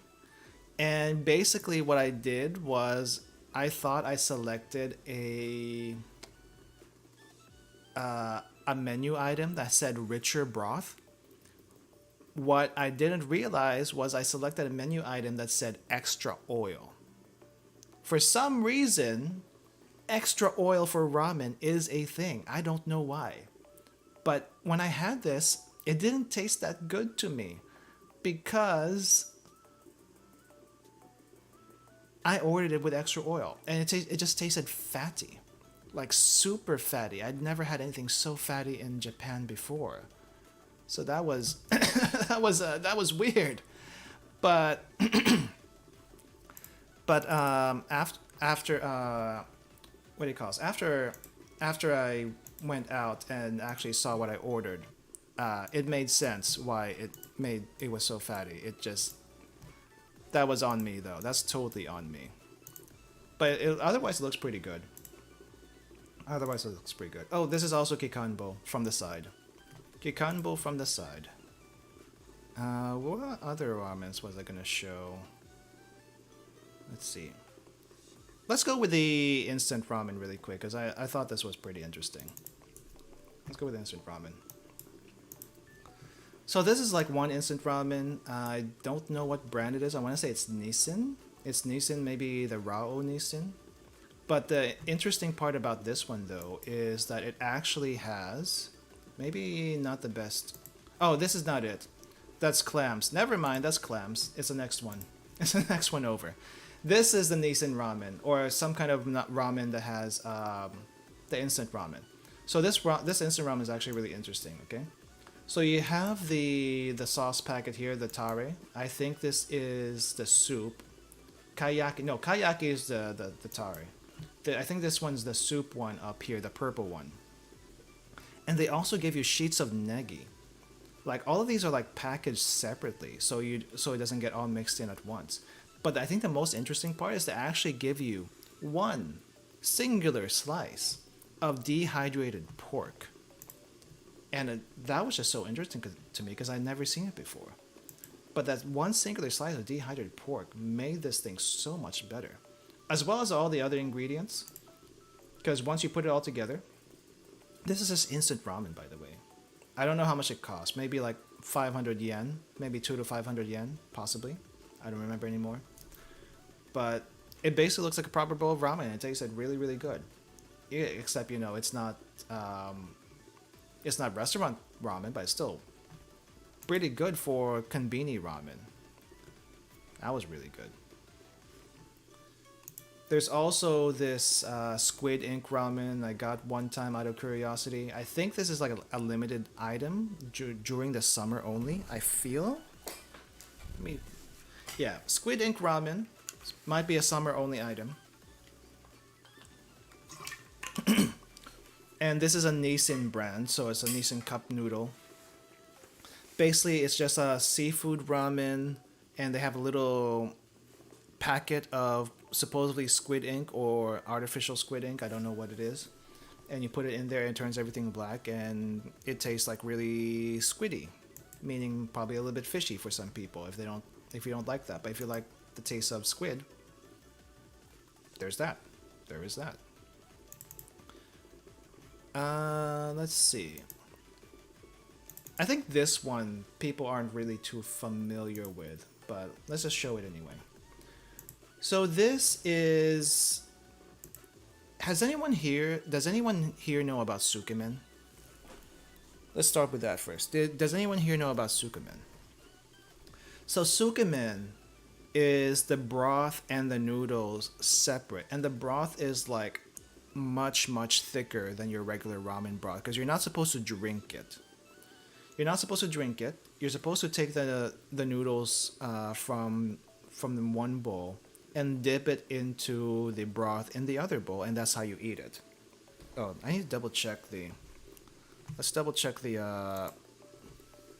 chasu really quick. I think it might be going a little bit too hard. I'm gonna lower that down a little bit. It's going a little bit too hard. If it goes too much harder, I think it's gonna fully evaporate by the time we get to it. Okay. Okay. So this is a curry chashu. I want to say this was from Asakusa. Like a random shop in Asakusa.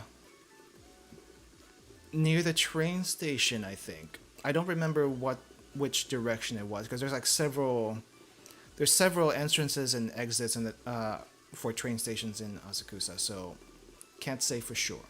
But this is a curry sukemen, and the sukemen broth over here, as you can see, is like super concentrated, super thick. It has a little bit of, I want to say that's like fried garlic. There's a little bit of fried garlic in there. And you're supposed to take the noodles and dip it into here. This particular shop, I think, was fairly okay. It wasn't the best sukemen I've had, but it's fairly okay. The flavor is a bit on the milder side, actually. A bit on the milder side. So I can't recommend it or not recommend it even if I wanted to, because I don't remember what the shop is. But I think it was like an Indian place, and they wanted to make like sukemen.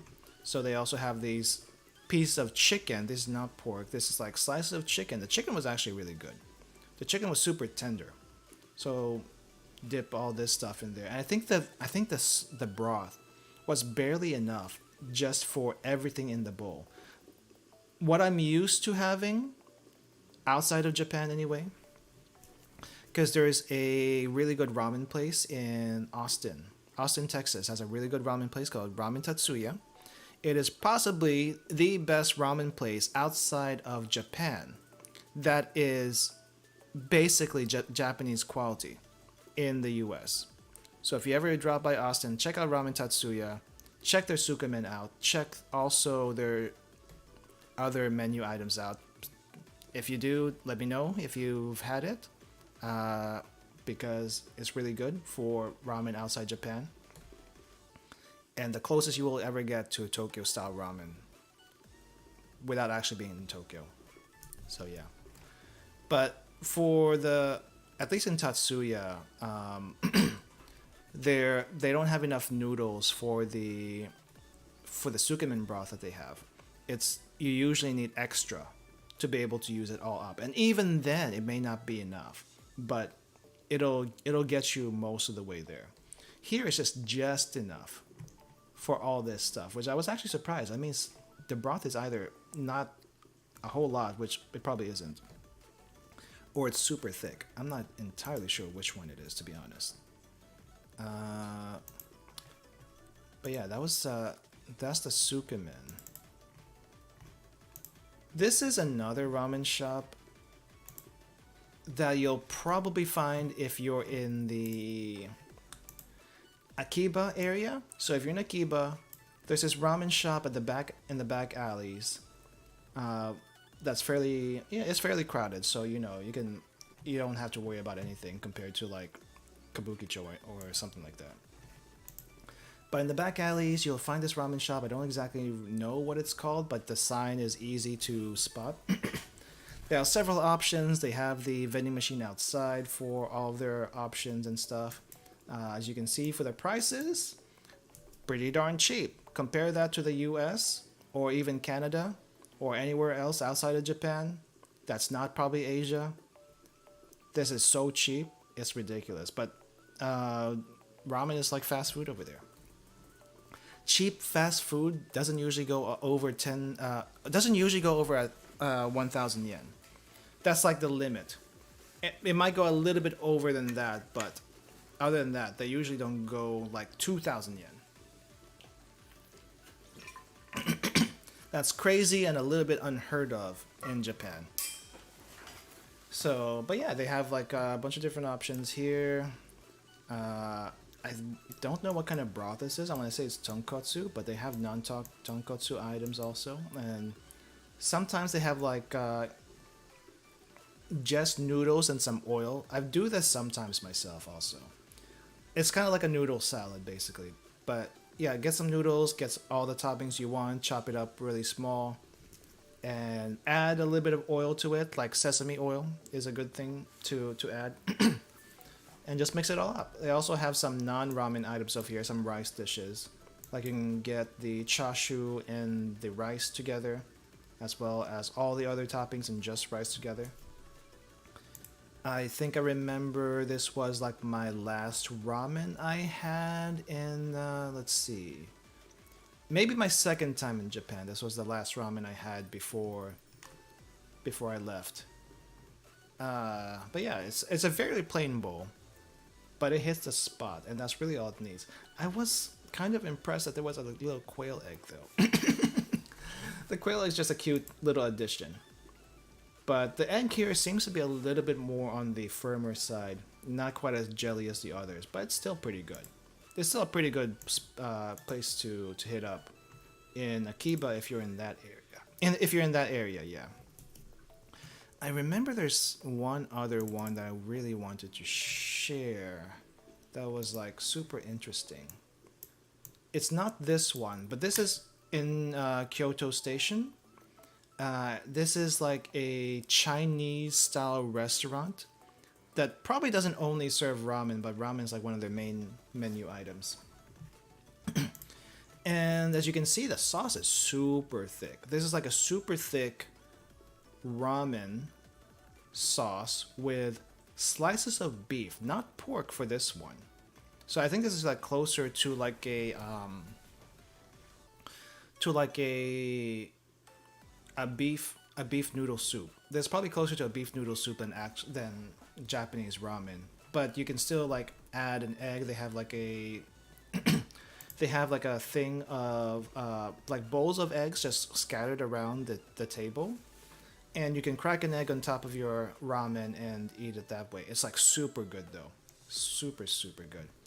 Like I said, I don't know which shop this is, but if you go around Kyoto Station, around the ramen floor, then you'll probably find it eventually. It's not too difficult to find.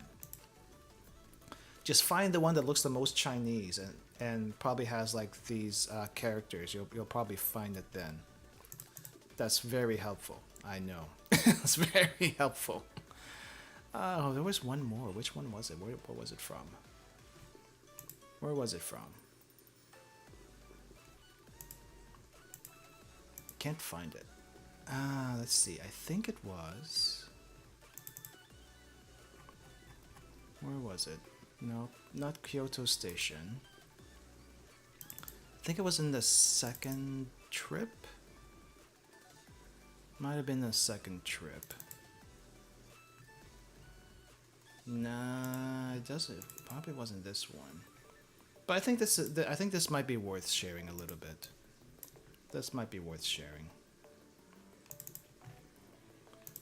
So this one, not entirely obvious just by looking at it. This is I think another tonkatsu style ramen with some chashu, really thin slices of chashu for this one. The egg though, you can probably see a little bit more color in this egg. So this is actually ajitama. This actually was marinated before it was served. I want to say this is carrots, but I don't think it's carrots. I want to say it's ginger, some pickled ginger, but I'm not entirely sure. Then we got some green onions, we got some menma, the bamboo shoots. Now what's a little bit unique about this one, and you can't really see it, you really can't see it from the picture, but the noodles here, these are infused with green tea. So a green tea infused noodle, supposedly you can taste the green tea flavor. I did not. I honestly did not taste the green tea flavor. It was still good. It was still good, but I was expecting a little bit more tea flavor from either the broth or the noodles. This is from the town of Uji. Uji is known for their green tea, so they try to incorporate the green tea in all of their dishes in their tourist area. The green tea desserts much better to it's like a lot easier to taste them there. But not so much in what do you call this, the ramen, probably for obvious reasons, but you know, it's ramen. It's a little difficult to taste it there to begin with. Oh, I think, where was it? Because I know I've had one ramen in Ueno. I had one ramen in Ueno. That was super interesting. I wonder if I used my phone for this. It probably was the phone. That's why I couldn't find it. Just a sec. Just a sec. Where is the darn thing? Because this was like from a specialty ramen shop. It's like probably entered competitions and whatnot. I want to bet they entered competitions. They kind of look like the place to do so. And I think it was actually part of their advertisement, like winning some sort of ramen competition. And I get it. It's a very flex thing to do if you can do that. Let's see, I think it's further down my list here. Ueno, where are you, Ueno? When did I go to that? Oh, here it is. Here it is. I think this was it. No, this wasn't this one. It wasn't this one, but I'll show it anyway.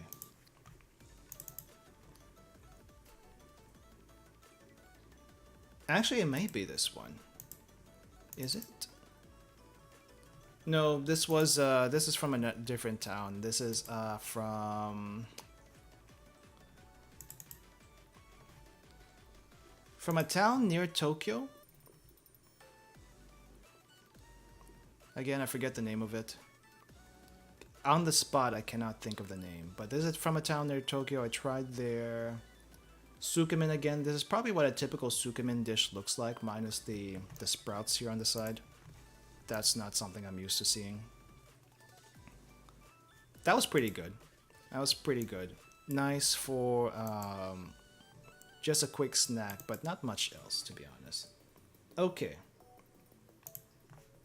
Okay, I think I'm gonna have to show the other ramen some other time. I did find it eventually, but we're gonna have to do the other ramen some other time because the Chasu is done. Or at least it should be done. So let's see what we have here. Make sure I turn off everything. I'm gonna move the camera because I'm gonna be on the other side now.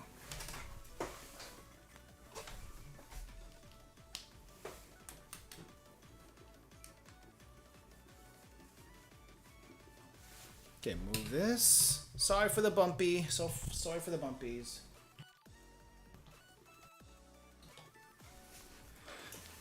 Okay. Alright, let's see what we got here. Ooh, that is super thick. Super thick. See all that bubbling and caramelization going on there. This is what I want to see. This is what I want to see. I'm gonna turn these over so they get a little bit more extra juices on the other side, but we're not gonna let it go for too much longer than this. I think this is good. If I get it for too long, then the sauces are going to stick to the pan. I don't want that. But I'm gonna keep the burner on because I need this for later, for our next step. So all I'm gonna do is take this off and take a quick picture because that's what we do here.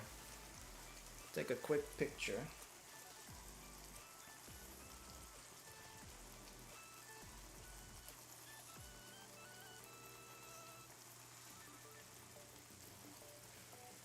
And we have our Chasu. We're gonna cut this up later for the ramen, but I'm gonna set that aside so that it doesn't like evaporate too much. What I'm probably gonna do later is add a little bit of extra water to the sauce here, so that all the extra egg I have can soak in the Chasu broth, and that's gonna be super good. Okay. So Chasu is more or less done. I'm just setting aside so that it cools. What we need to do now is get the eggs ready. So that's what this bowl is for. That's what this bowl is for. And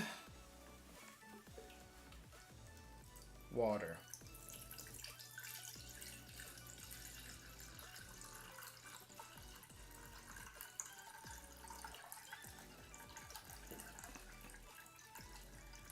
Just enough water to cover the eggs because we're gonna need that. Okay, just needed that one egg to show me how much water I need to add. But we're gonna go for a full boil here, no cover, and we're gonna do one little extra preparation for the eggs. I don't know if anyone knows this trick. Okay, so you don't have to do this; it's totally optional. But if you want like perfectly shaped eggs, okay, this is what you do if you want perfectly shaped eggs. Alright, take an egg, take a little thumbtack or something you can pierce an egg but not totally crack it, okay? And then you poke a hole at the bottom. So the pointy end of the egg is the top part.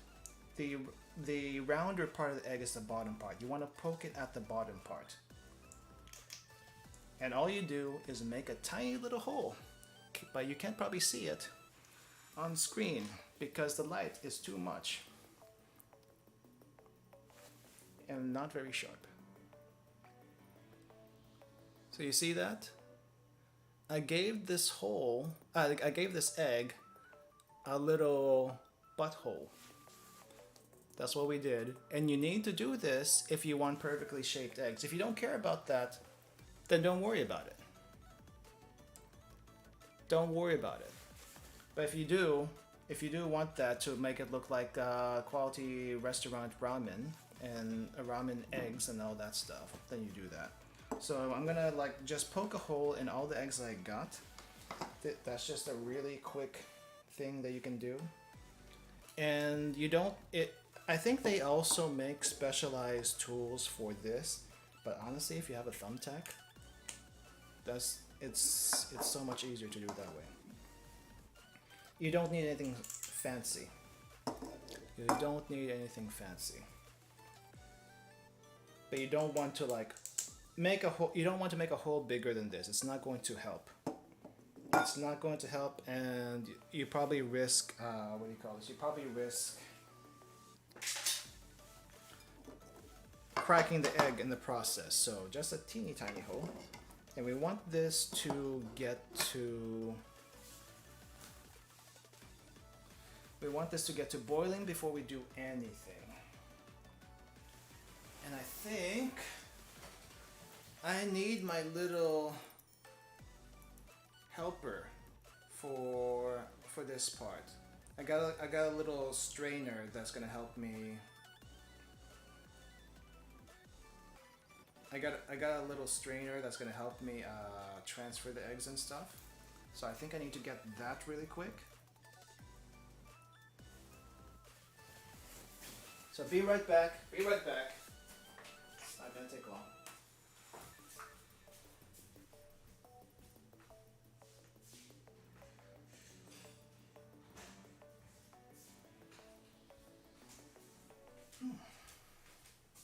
And now we wait.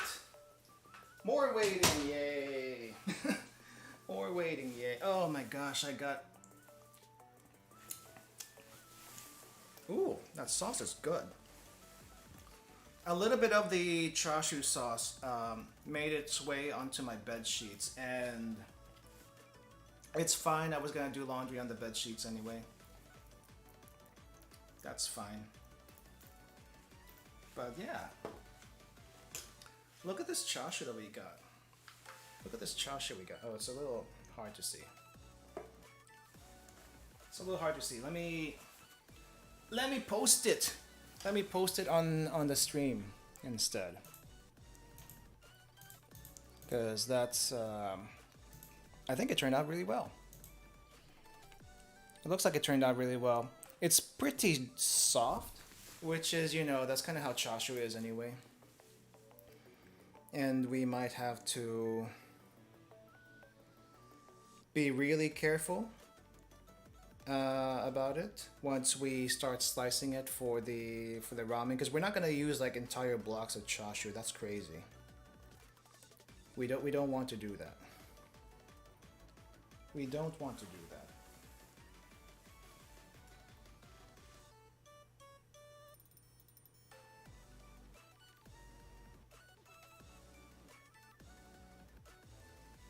But let's see. Okay, we're uploading right now. We're uploading right now, and why does it not want to upload? Oh, storage account almost full. Yes, I know. I know, Google. If you let me delete the videos off my account and actually, you know, just let me do that, so that I have more space without deleting it off my phone, I would be ever so grateful. But you're not letting me do that. So I'm a little bit miffed because of it. Just a tiny bit miffed. Okay, let's see. So here is our Chasu that we made just a little while ago. It looks good, doesn't it? It looks very saucy. The Chasu looks very saucy. And It's cooling right now, and we're gonna slice one of these up for when we're ready to put that into the ramen. But I'm just gonna put this up to the side so we can see that. Maybe up here in the corner. Yeah, let's put that there in the corner for now. So that's done. We're gonna be working on the eggs now, which won't take as long, 6.5 minutes though after the boil starts. Right? So we gotta boil first, 6.5 minutes, and then we get that. All right, let's see.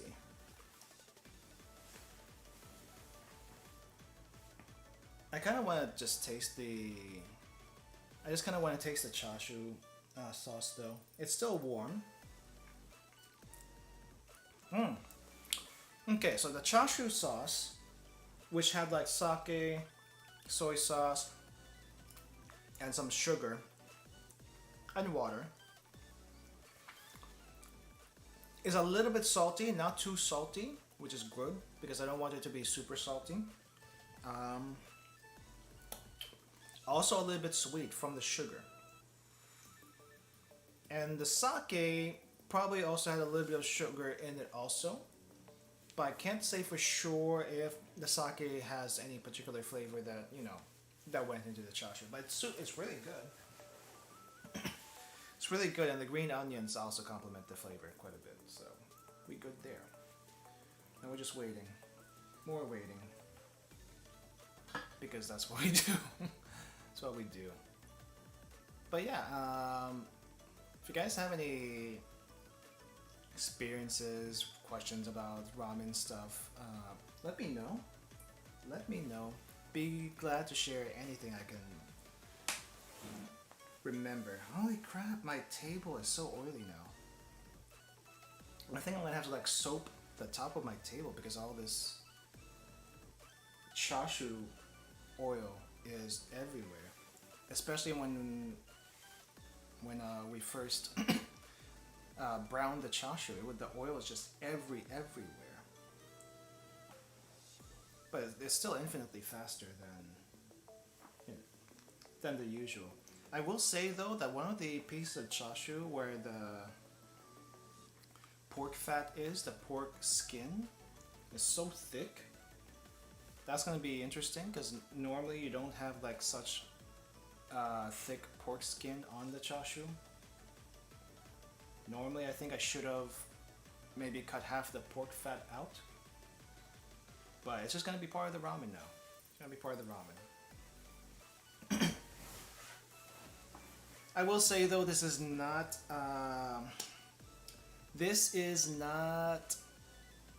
what do you call this?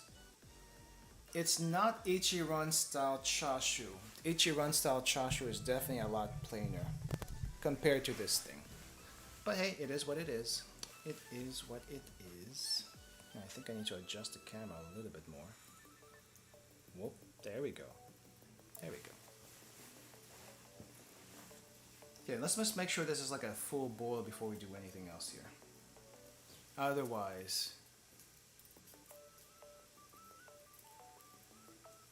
it's just not gonna work. Also, I'm probably gonna go at an angle so that we don't get any steam into the camera. There we go. That's a little bit better. It's a bit more to the side, but we're still getting a little bit of steam. Okay, full boil, rolling boil. That's what we want. And where's my thingy that we're gonna put the eggs in? Okay, so we're gonna put the eggs in this. I just want to lower it. I don't want to like, you know, I don't want to drop them in. I'm just gonna lower them, and then as soon as that's lowered, 6.5 minutes. I'm not gonna be able to put the timer up on time on the thing, or maybe I can. Maybe a really quick timer. Let's see. It's gonna be a little bit adjusted though. 6 minutes. And we'll just time it for 6 minutes. 1, 2, 3. Okay. So technically it's 6.5 minutes, but I'm syncing it to what I have. So 6.5 minutes in boiling water. Make sure you poke the holes here if you want, and the eggs if you want it to be like perfectly shaped. It's gotta be perfectly shaped for that. You don't have to have it perfectly shaped. It's fine if your eggs are all, what do you call this?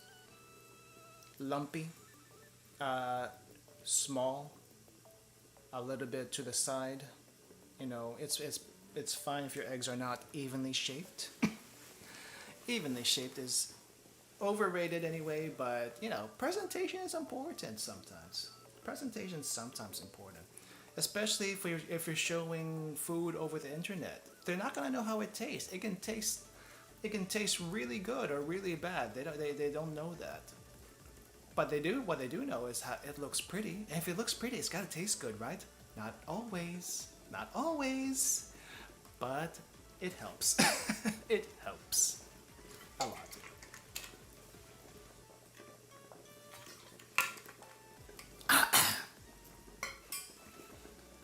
Alright.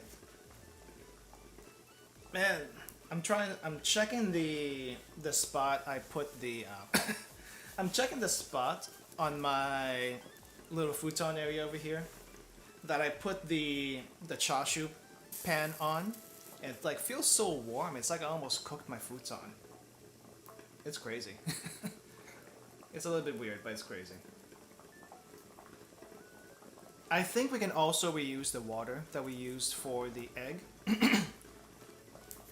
So we're probably gonna do that when we make the ramen. Some people might not want to do that. That's up to you. I probably will. Or I probably shouldn't. I probably shouldn't. But we'll see. We'll see where this takes us. I just need a spot to put the extra water in, so I feel like reusing it is probably a good option, but maybe not the most sanitary. Who knows?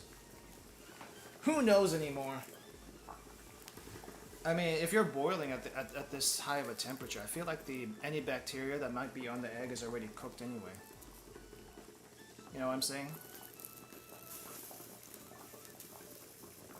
It's just extra protein at this point. Extra protein. But you want to keep this boil up for as long as you're cooking the eggs. You never want to turn the temperature down, unlike, you know, when you're simmering and braising and whatnot.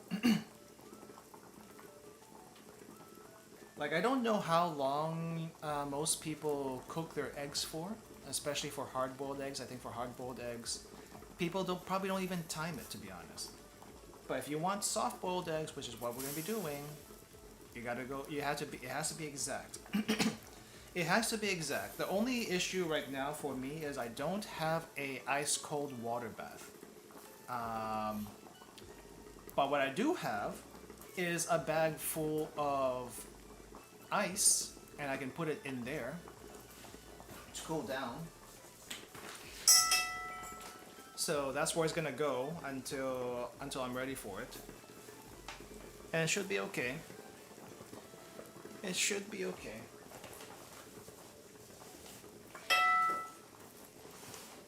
Yeah. Let's see. Bum bum. I don't know. I feel like some people don't like soft-boiled eggs or even eggs at all. Like, I get it. You're worried about salmonella, but for the most part, it's not really a huge issue. If you get sick, you get sick. I don't know anything else past that. But if you haven't had like a soft-boiled eggs before, it's like one of the best things ever. But if you're not really an egg person, it may not be your thing. It may not be your thing. I have a friend that absolutely despises eggs in all shapes, form, and whatever. I don't know why. We tried asking them we tried asking them why they didn't like eggs. What was that? Anyway, we tried asking them why they don't like eggs, and the answer seems to be different every single time. It's not that they won't eat it, but whenever they do eat it, it's like ew. Even if it's like an omelet, it's just ew to them, and that's so interesting to me. Just so weird. Just so weird that they have that kind of reaction.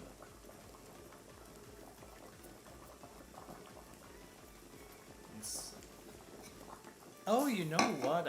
What I could have done. I should have done this. I do have some hot water ready for the ramen, so I'll probably use that. I'll probably use that once we get to the ramen here in a second. Okay, so it's about to be done. Let's go. We're gonna go and fish it out. But since I don't have a ice water bath for this, I'm gonna have to like stick it into the cold bag. So out you go really quick. And it's steaming, and then we need to get this into the bag like right away. Hot! Very hot. Don't let it fall. It is already cooked, but it needs to be cooled.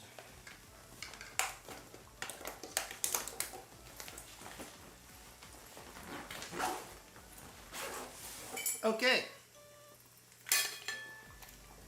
Eggs are in the bag, and I have a boiling hot thing of water here that's probably not going to be used anytime soon. Just for sanitary sake, I probably won't use this water for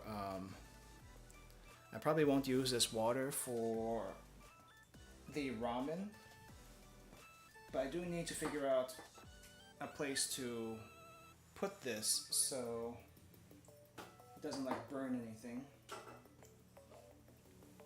Okay, other bowl now, and for this one we're gonna need 450 ml of water. I'm gonna speed up the process a little bit though. I'm gonna use a warm water that I already have here on the side, because I don't think we need to wait for this to boil. We just need to get it boiling, and if you have warm water, it's gonna be a little bit faster. So there we go.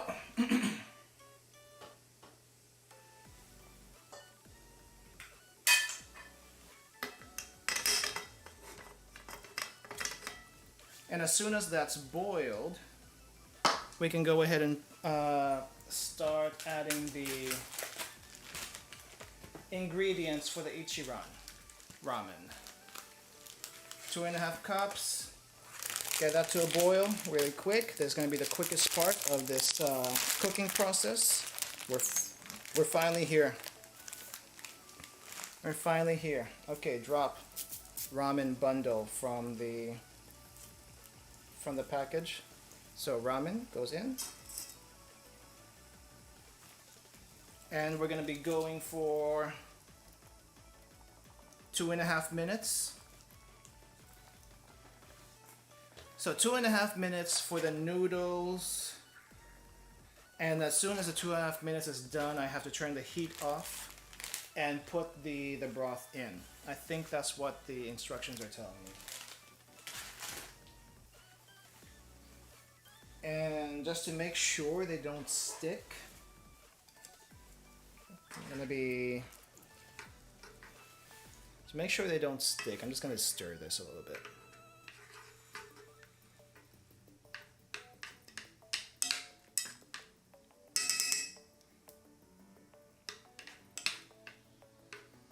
Yeah, I'm not exactly sure how firm this is gonna be, but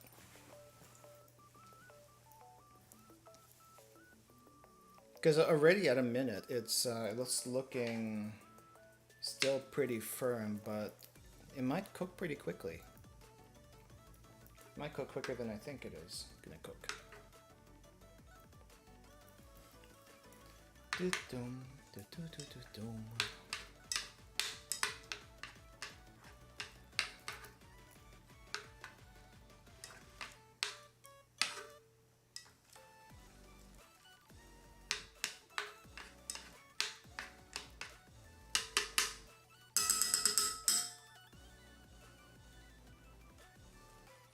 Just making sure that this doesn't boil over. But I don't think I have to worry too much about that. Do need to move some stuff around here.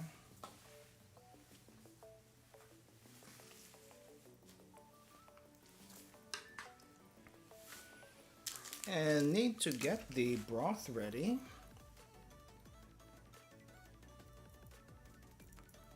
Wow, 2.5 hours? Really? Well, then again, the chashu did take a whole 1 hour to do, so it makes kind of sense.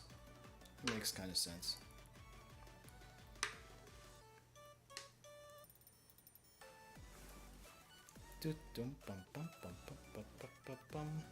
14 seconds sure does go by pretty slowly when you're trying to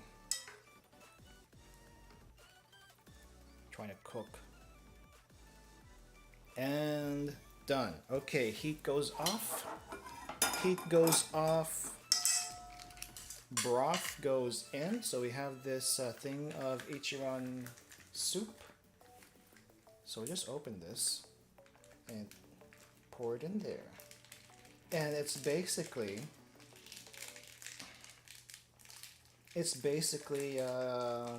pork juices.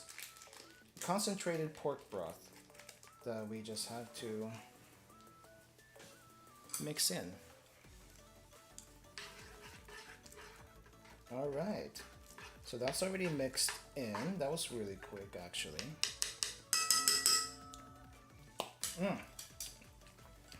Actually, this tastes better than I remember it. It's probably also because I'm a little hungry. I'm not sure. But I'm gonna set this aside. We're gonna clear some space here. And start putting this ramen together. Alright. Pan goes out. This goes here. Let's start putting the ramen together. This is gonna be finally it. It's gonna be finally it. Let me see, let's turn that off. Let's turn this off. Okay. Okay, ramen bowl, let's go.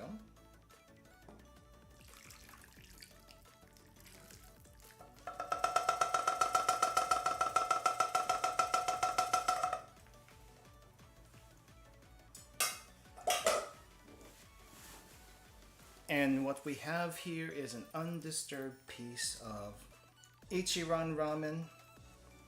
You could possibly eat this by itself, but it is not done yet. So I'm just gonna go ahead and chop some green onion here on the side.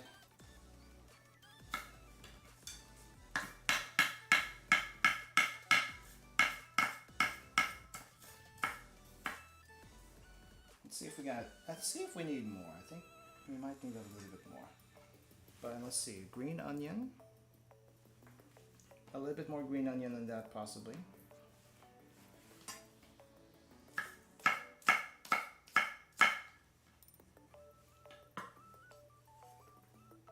Okay, I think, yeah, I'm gonna use an entire, I'm gonna use an entire green onion because I don't think that's enough.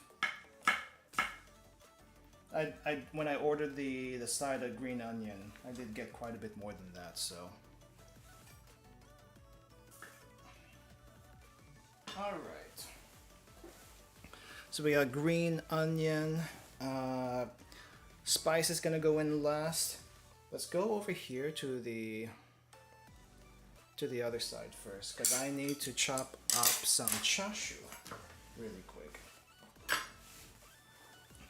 And we're just gonna pick a piece of chashu that might be the easiest to work with.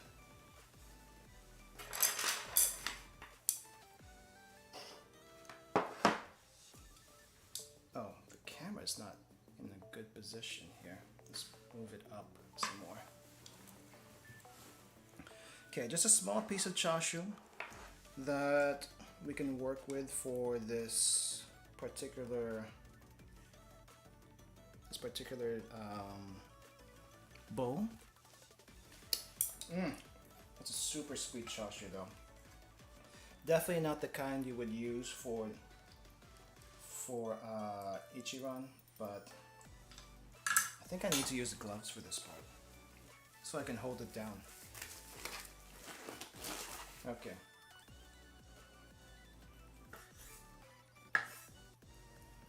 I can't make this super thin. I think that's a little impossible to do. But what I can do is try to slice it well. Okay, so that's going in. I'm gonna put that to the side.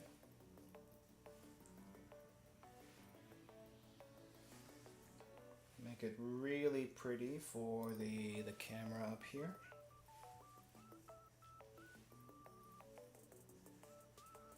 This piece of Chasu is super fatty, by the way. It's like I'm feeling it over here on the side. It's like super fatty, but it's also super flavorful.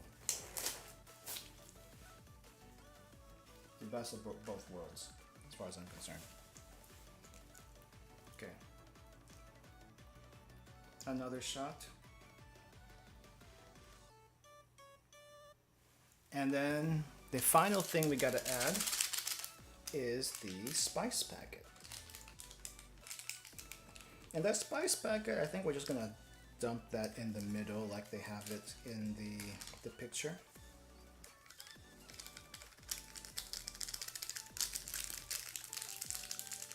And there we go. There is our bowl of Ichiran. I'll be taking some pictures for Twitter and the blog post and YouTube.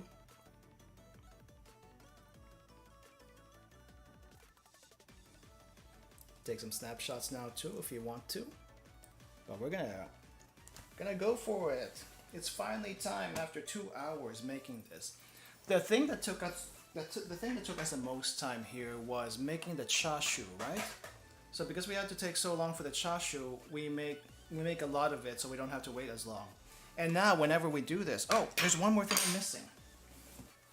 I'm missing the egg. I thought I was almost done, but I'm missing the egg.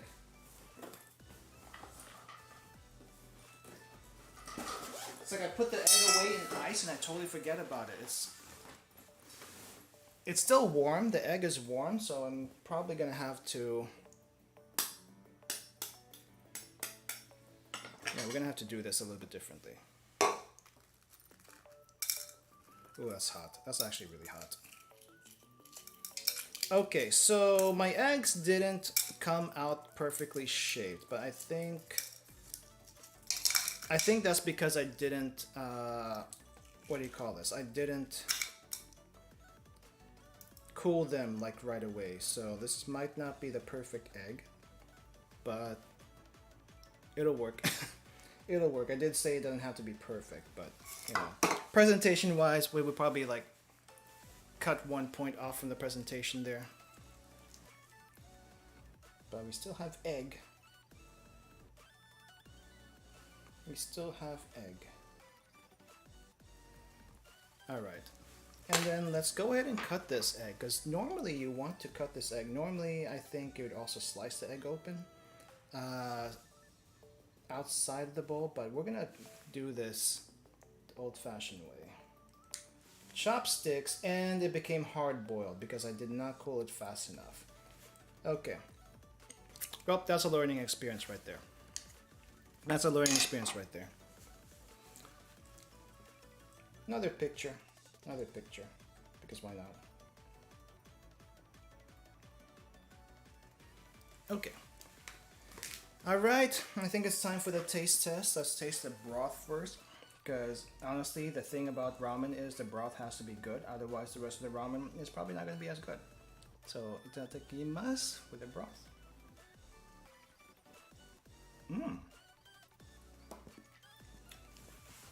I think that's better than ooh, spice is actually pretty hard.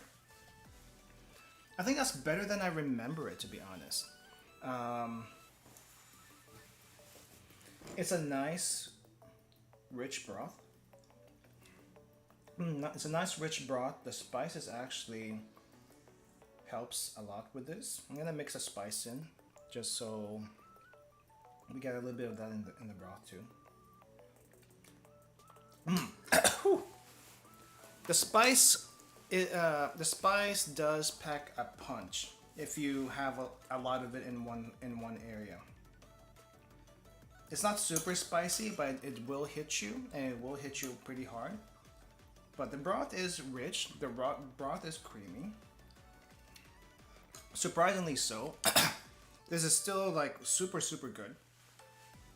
I did say this was mid, and I stand by that, especially when you compare it to other things in Japan. But right now, there's like one of the best bowls of ramen we can possibly have outside of Japan. So there is that. I'm gonna try the chashu now. I tried the sauce for the chashu, but I haven't tried the chashu by itself. So our chashu is a little fattier than most chashus. It doesn't look like the traditional chashu, but we have a little bit of meat here, a lot of fat here because I didn't trim that. But let's go and try that. No noodles yet. I don't want to do the noodles yet. Just a chashu.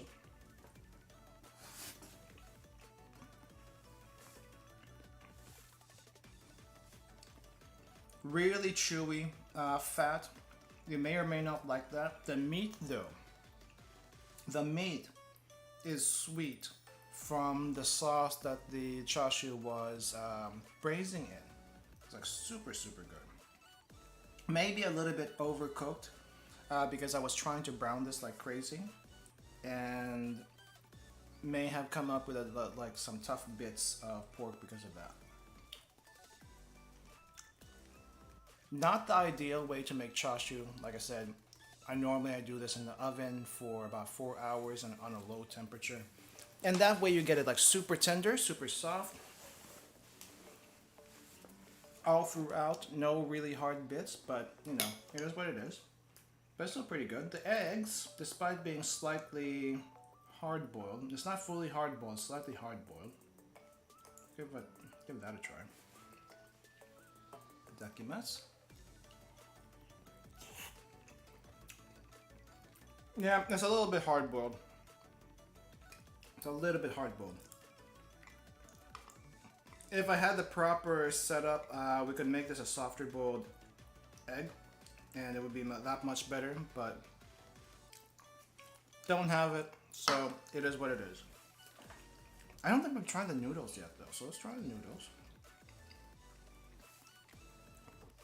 Let's try their noodles.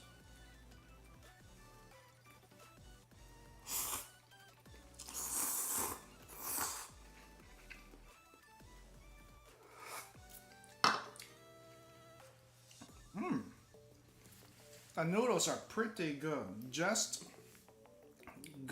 firm enough. I think they call that al dente, but I feel like it's a little bit too fancy of a term for me. But yeah, the noodles are actually really good. They're firm, but not too firm, just right. The broth is creamy, the spiciness is there. You know what? I think we'll just eat. Let's just eat. If you're not eating right now, I'm sorry. I'm sorry, but I'm gonna make you a little bit hungry here. Make you a little bit hungry. But yeah, I'm just gonna enjoy my time eating. If anyone wants to talk, feel free to do so. But normally when we eat, we don't talk that much. So let's go.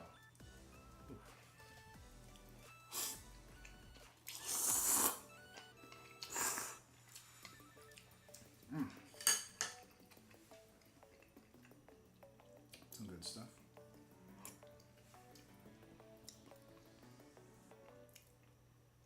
Let's see. I think one chashu is good enough. I'll save the rest of the chashu for the other bowls. Otherwise, I'm gonna run out, and I don't have that much pork.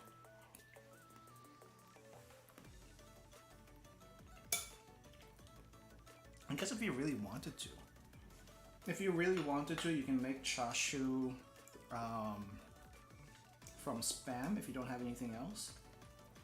The only thing that you might want to consider with that is that do you want to add all the sauces, braise the Spam and all the other sauces?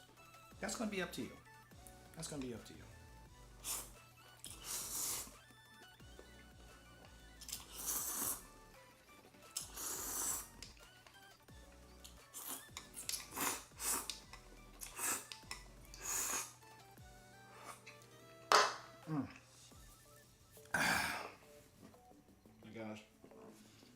It's been so long since I had proper Japanese ramen. Anything tastes good right now.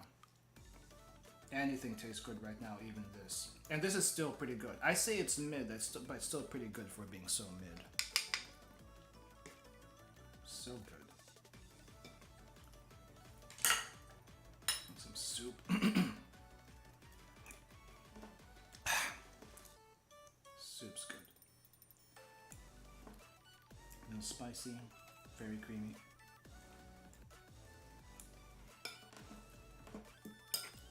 Like I said, I still don't say this is the best one, but it's still pretty darn good. The quality of ramen in Japan is just so much higher, it's crazy.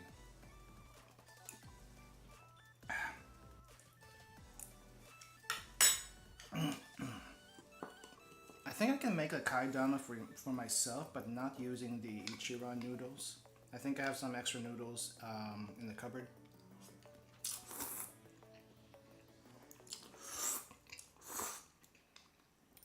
Some extra dry noodles in the cupboard I could use.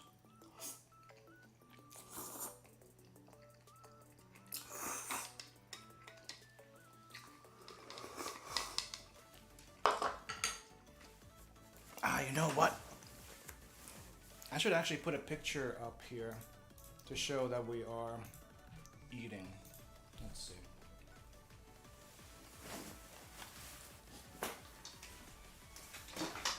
Gosh, though, it's like...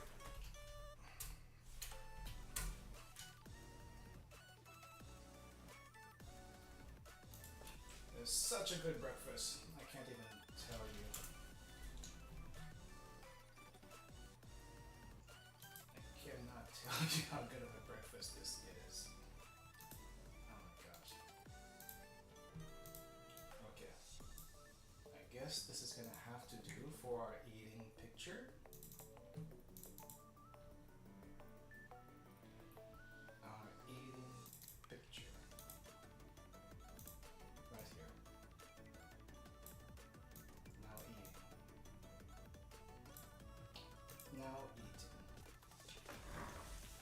Right.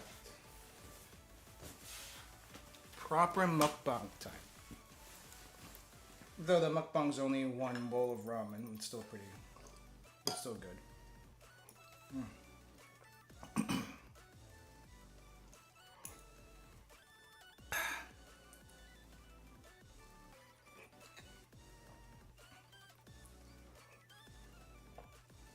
Really balance the soup and the broth and the noodles and everything else in here.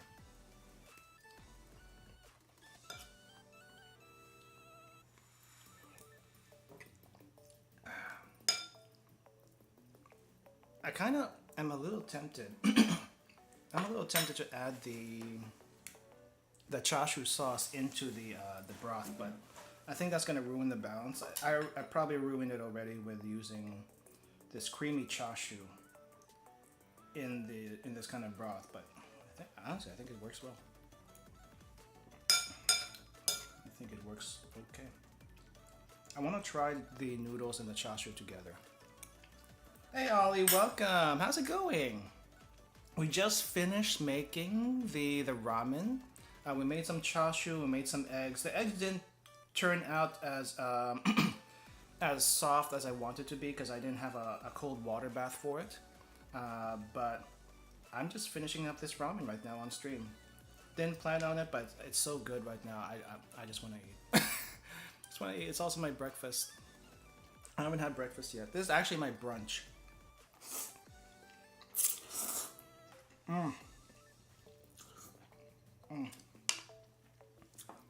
First day of Tet holiday here. It's been very good. Happy Lunar New Year, I guess, also to you. The Lunar New Year as well as the Tet holidays. Well, good thing we have some noodles because you need noodles for the Lunar New Year. I don't have hot pot. We did the hot pot for the other New Year. So.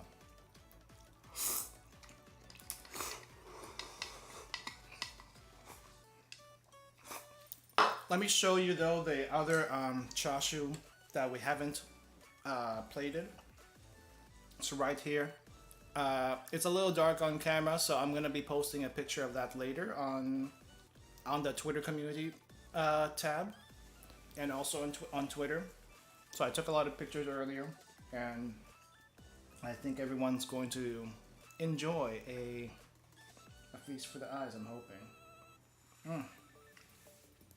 Have you had Ichiran before, Ali? I think you said you went to Japan before, so I don't know if you had Ichiran and tried any other ramen other than Ichiran.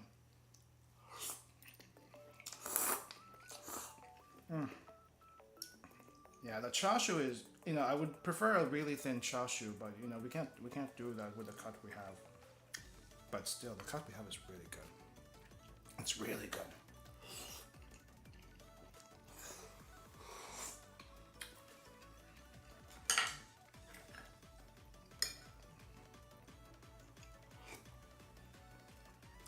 Gosh. By the way, what do you have? What food do you have for Tet? Kind of curious. I know it's a big celebration over there, so I'm kind of curious what food you have for Tet going on.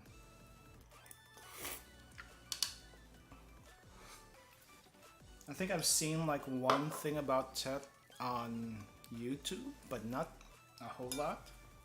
I think most of the time for Tet, some families go back to the countryside, where the rest of the families are, I guess, and do their celebrations there.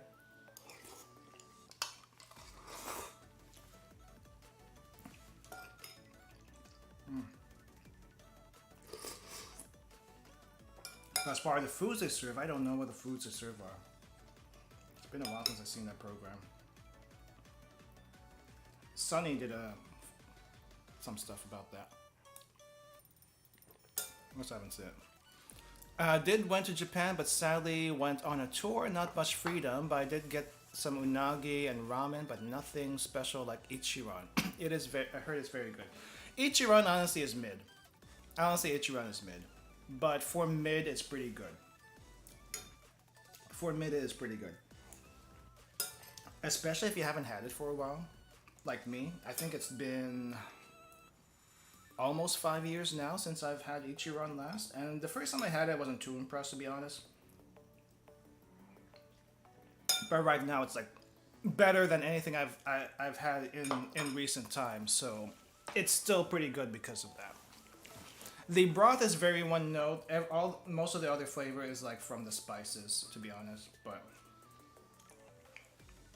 for mid, it's very good. It's a very high mid, if that makes any sense. Oh my gosh, I'm just enjoying this right now. I hope you guys don't mind the eating sounds, because like I get it. It gets a little nasty when people eat not crispy food, but I can't help it. I would have just ended the stream right there and eat off stream,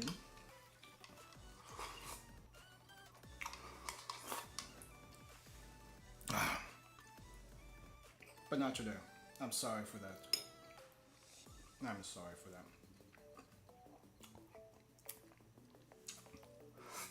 Oh my gosh. I don't have any proper paper towels here, so it's gonna get messy really quickly. During Tet, we have Bun Tet, which is a rice stick wrapped in banana leaf, tied up and boiled. Interesting. Rice stick and banana leaf tied up and boiled. That kind of sounds like something else. Is it like sticky pounded rice and banana leaves? Because I'm familiar with that. It's called in the Philippines. It's called suman, and a lot of times it's like just pounded rice and maybe some sugar in there, but you still add extra sugar and sometimes coconut shavings afterwards. At least that's how people over there like to do it. Okay.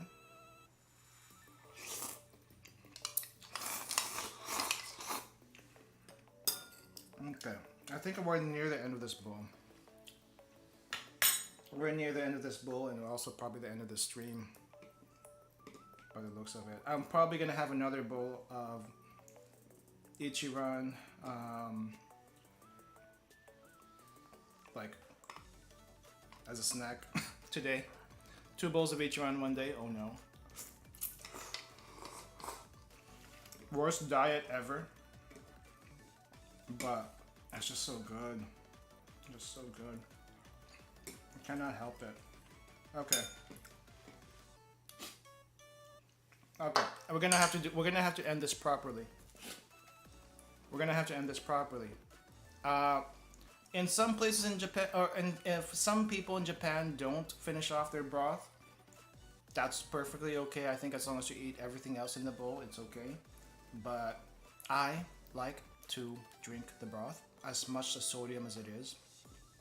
As much sodium and fats are in the broth, I do like to drink it. So, kanpai, I will be drinking this one-handed. Ida, kanpai and bottoms up.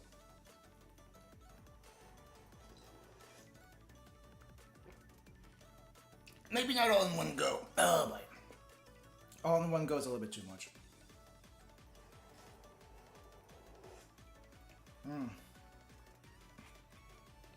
Oh, there's still a little bit of chasu in there. Okay.